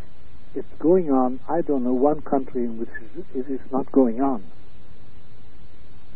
I don't know one, because there's a very private Vatican report about this, which we don't divulge, but it gives the indications that there isn't one country in which this doesn't take place. Is there arguably more of it going on, or? Yes. There's arguably more going on today than ever any records indicate. That's the records we have. And the records are very good. They're very detailed. But arguably there's much more today, and in the last 50 years, the second half of this century has been a bumper crop. So that really at the very moment in history, a critical moment, when the church ought to be going in the direction that you would have it go, it's going exactly the other way. That's right. The organization, not the church itself, because that's a sacred thing. It's composed of all those in the state of grace who belong to our Lord and to God. But the organization itself is in shambles. Shambles. In shambles, and is to a large extent dominated by Lucifer. Dominated by Lucifer. East of the Rockies, you're on there with Father Malachi Martin. Hello. Hello. Where are you, sir? Erie, Pennsylvania. Erie, okay. Wow. I didn't really expect to get on. I could ask questions for hours, too, but however, I'll just try to cut down to like 3. I want to ask Art one question. Yes. Art, why do you divide your callers between on the Rocky Mountains? I would have thought the Mississippi River would have been a more central location. Well, maybe we'll change that one day. It's just something we did because we began in the West, and we had so many people in the far West that were listening to the show when it first became syndicated that we wanted to give everybody east of the Rockies an opportunity to get in, and the show has grown, obviously, since then, so maybe we'll change that. I see. Anyway. Okay, and a question for your guest. Okay, I tell people that seem to go crazy and just shoot people for no reason. You know, like just recently, somebody shot a bunch of kids at the Paducah, Kentucky. Right, Kentucky. Right, and I tell them, well, this, there's no real reason for this. These people must be possessed. You're probably the only person I could talk to that would agree with me. Do you think that at least a percentage of these people are actually possessed or obsessed, or is it just normal human evil? No. I'm convinced that in a case like the Paducah thing, it's a demonic origin. It was a prayer group. Yep. A prayer group. And this young fellow was warning people ahead of time that something horrible was going to happen. He actually warned them, and then went ahead and did it. It's as I said earlier, indecipherable. So you believe that there is very possibly, real evil involved? Yes, and the difficulty the normal public have is this: that, for instance, in New York, when something takes place, something horrid, something bloody, something murderous, And Satanism, as they call it, as a general term, involved, the police will not tell that to the public. They have a rule. They have a rule. Then I must ask you this, Father. This, in the Paducah case, of course, it was a 14-year-old child, and this child will be no doubt charged as a juvenile at 14. But yes. if this was an older person, yes, then how many people do you suppose, Father, go to the electric chair or are ultimately punished, receive capital punishment for something that is of demonic origin rather than human origin? That's difficult to answer. I know that when we did a survey of prisons, lifers, and people confined for 30, 35, 40 years for horrible crimes, a good 1/3 of them were obviously possessed. A good 1/3? Yeah, at least 1/3 as a general ballpark figure. 1/3. All right, Father, hold on. We're at the bottom of the hour once again. Still there? Yes, sir. Well, okay, we're in the stretch run. It really is amazing how time goes. It runs away, Art. It runs away. Yes, sir. First time caller line, you're on the air with a guy who runs away with time. Father Martin, hi.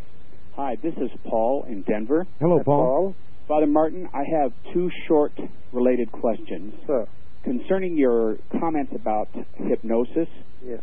If someone is pursuing or is not pursuing metaphysical goals or satanic goals, yes, is hypnosis in general or self-hypnosis in particular dangerous?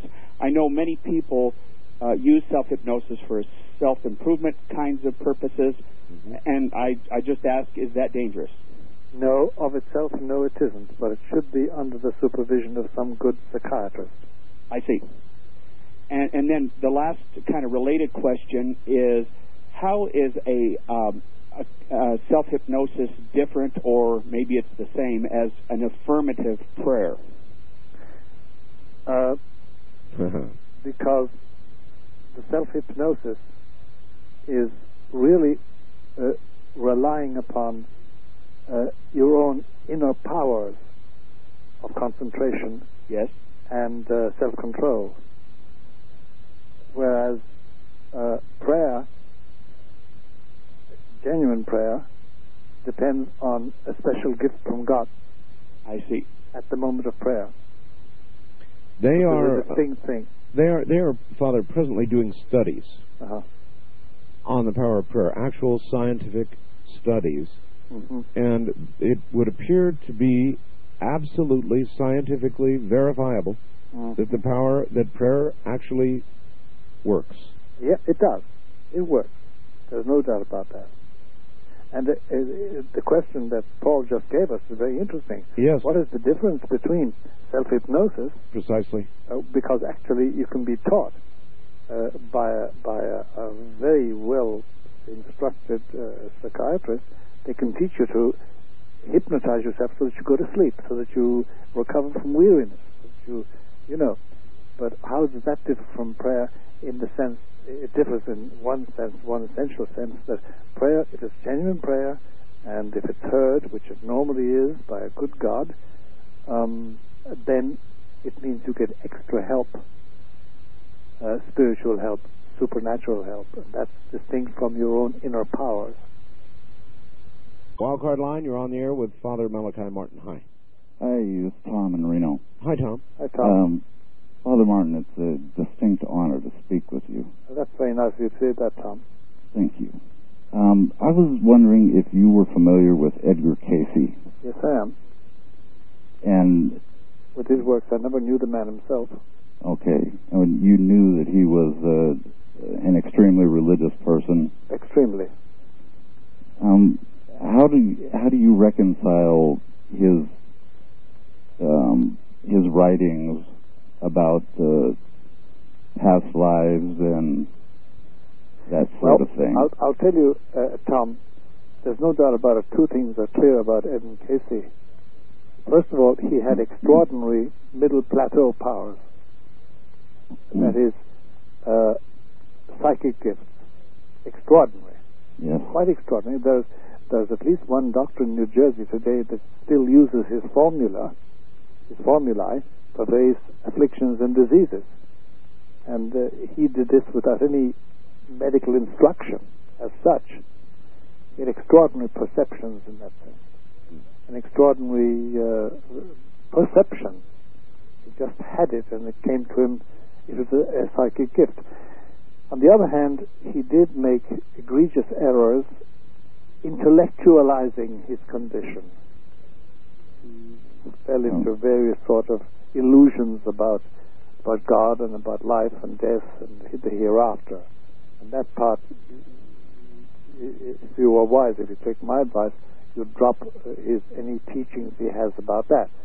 But there's no doubt about it. I know a person, a lady, a woman whose sight was saved because she went to a doctor in New Jersey who used Casey's formula. He did have some amazing formulas that he came up with. Utterly amazing. And it was a gift, there's no doubt about it.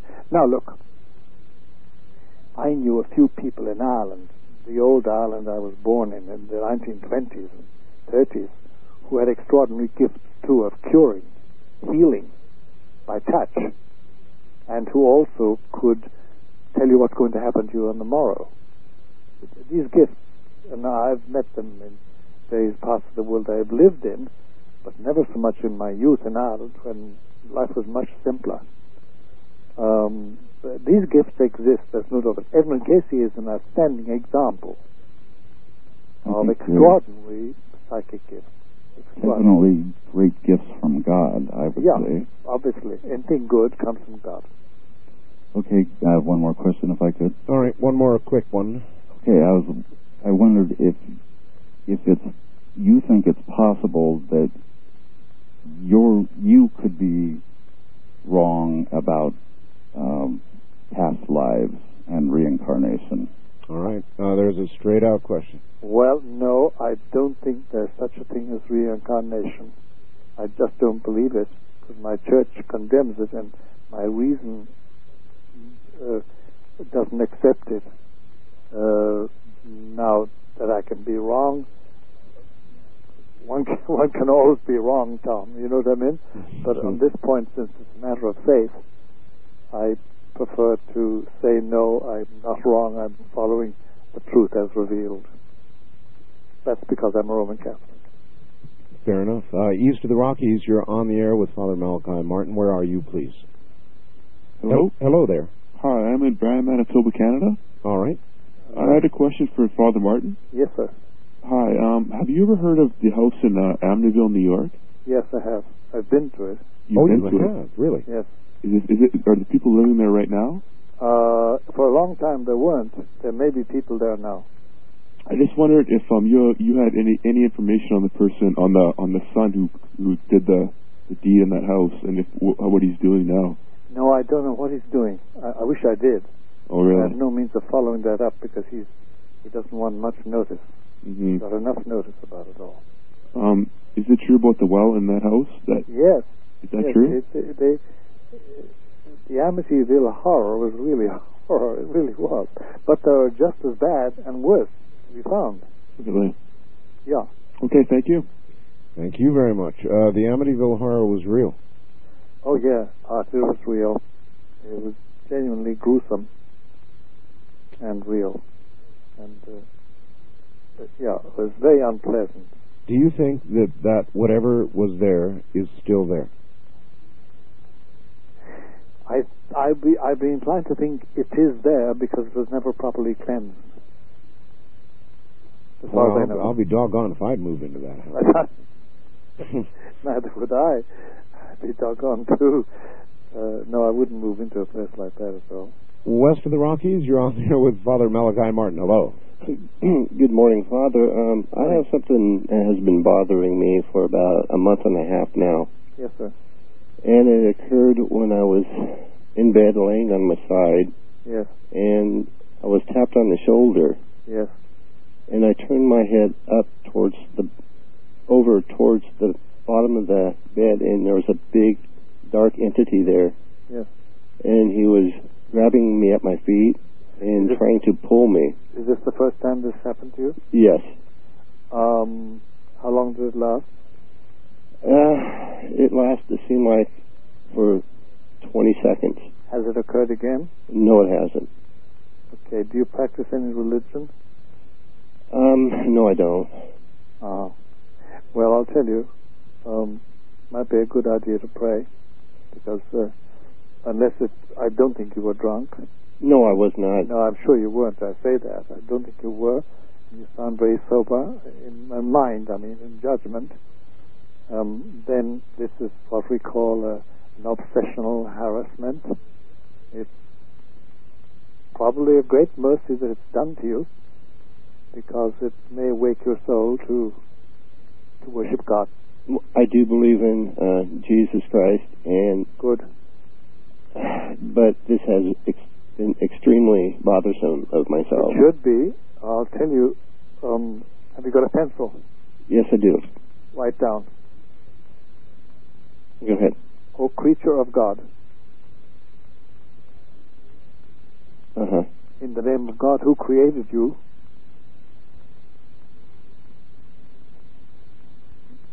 okay, and in the name of Jesus who saved me,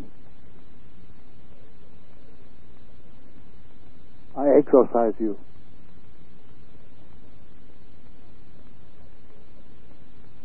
Now, drop all fear. You have nothing to be afraid of. Thank you. But Thank you. those words in its eye. Okay? Thank you very much, Father. God bless. Good luck. First time caller line, you're on the air with Father Malachi Martin. Hello. Hello. Hello. I'd like to know if I could talk to just leave Father Malachi a number to call me toll free off the air. No, I have no way of doing that, sir. I'm here all by myself, and there is no producer to sit here and take a number. I just a one-man band show here, so I can't do that, but you can write to the Father. Yeah. Okay? Okay. That's what you're going to have to do. Thank you. Wildcard line, you're on the air with Father Malachi Martin. Good morning. Good morning. Morning show, Art. Nice to see you, Father Malachi. Thank you. Where are you, sir? I'm in Gulfport, Mississippi, WVMI territory. Very good. The question, Father Malachi, I have. Yes. In reference to the eternal war. Yes. What do you believe in reference to the Nephilim or the Nephilim as far as returning in the flesh? Yes. With the adversary to deceive the world, like before, like the locust army, that kind of thing. Yeah. The Nephilim, half angel, half human? Yes. No, that would be the Geba. I thought it was Nephilim. Well, it depends on where you look, I guess. If you read Stitching... It does. It depends on where you look, and it depends how you interpret where you look. I only know one thing, that the Nephilim and the Geba and all that motley horde are under the domination of our Lord and Savior Jesus. And we've nothing to fear, provided we remain faithful. Was the earth not once cleansed with flood to correct all that? It was. Actually, what you and I live in today, Art, and our friend from wherever he is speaking from, what we are living in today is a reformed creation. It's something God made over again after the fall. Kind of like he hit a reset button. Yeah, he had to reset the whole darn thing. It went awry. I've again, just sort of a reference to what we've been discussing all night, brushing up against it again, but it looks to me like the fingers get near the same button again. Yeah, they do. They do, Art. They do. East of the Rockies, you're on the air with Father Malachi Martin. Hello. Yes. Father, I have a question for you. Yes, sir. In college, a friend of mine and I befriended a third guy in one of our classes, and we became friends, and he revealed to us at a later time that he was dealing in the black arts. Uh-huh. And because of this, the friendship broke off. Yeah. Did you deal in it? No, I didn't. Good. But we had some carryover, if you will. We were visited by things that weren't very pretty, and that's right. There was we call that infection. Okay. Well, that we had, and we dealt with it, and we confronted him about it, and he didn't believe that it was possible. He thought he was in control of these demons and such. That's the usual persuasion. Right. We tried to convince him to get out of it, and he believes that he can't. And he believes that there's a hell waiting for him, and that there's sort of at this point nothing he can do about it. Now, we don't have... That's not true. Excuse me? That's not true. Well, I don't believe so either. Yeah. But we don't have communication with him anymore. Oh, Lord. But, pray for him. Yes. Is there... I do that. Is there anything specific I can do? Beyond reaching him and getting him to go and see somebody in authority who can influence, help him, deliver him, heal him, no, except prayer. Okay. But you can pray for him. Okay. And it can move mountains. It really can. Okay. But throw in a little fasting and penance. Fasting and penance. Okay. Yeah. Throw in a little of that on your own bat. Okay. For his sake. Try and get to him, though. All right. All right. All right. Thank you. You take care. He's your brother. West of the Rockies, you're on there with Father Malachi Martin, and not a lot of time left. Yes, Hello. hi, Art. Anna calling from Malibu. Malibu, all right. Yes, I'm a student of Elizabeth Clare Prophet, and I'm just saying that as a point of reference. That's not the reason for my call. Yes. Because I know you had interviewed her recently. I did. Father Martin? Yes, lady. I'm calling concerning Dr. Jack Kevorkian. Yes. And I have a very strong opinion about him. I think he's doing a terrible disservice, and that I believe that the patients that he is killing are not being relieved of their suffering, that somehow in an afterlife, because in my spiritual beliefs, I believe that there will continue to have to go through whatever they need to go through. And it just so happened at the break he was on the news again saying that he's trying to recruit other doctors to do this. And I think you've developed a good rapport with the listeners, and I would like to invite you to perhaps do a service to the listeners and voice your opinion, and perhaps give your further opinion. Yeah, I wish we had more time for this. Thank you, ma'am. Father, it really is a good topic. But what is your opinion? There's no doubt about it. Jack is doing the work of the devil. About his actual spiritual condition, I don't know, but I know that he is doing directly the work of the devil. He's sending people into eternity by means of what is a mortal sin, an offense against God. You can't do that with impunity. And that's about his actual spiritual condition. I don't know him from a hole in the wall. I wouldn't recognize him, So I don't know. But he's doing the work of Satan. There's no doubt about that. Your opinion, murder. Yeah. He's murdering their souls, really. Their souls, really. Making it easy for them to... And the dreadful thing about it, Art, is that when he goes into eternity himself, where on earth do you think he's going to fit, except in one place? I don't know. Will he meet the souls of those he dispatched? God only knows. But one speculates that yes, he will. But in a very warm place. But, he is doing the work of the devil. There's no doubt about that. Boy, I hate to imagine that those souls that he dispatched, those suffering souls. Well, you see, yes, you're right, Art. You have a good compassion, Art. It may be that they were suffering so much that they lost their reason. Do you understand me? They grasped at any straw. I do, but the good doctor retaining his health, you don't think that he's got the same chance? I don't think so, no. I'd be very condemnatory Well, Father, we've done it again. We're flat out of time. I know. Time is the one thing we capitalists can't buy out. Listen, I want to thank you for giving me the chance to talk to you and to your audience. And if I don't speak to you before Christmas, you and Ramona have my blessing. Father, thank you, and we will do this, of course, again. So it's not goodbye, just till next time. No, it's au revoir. Good night, Father.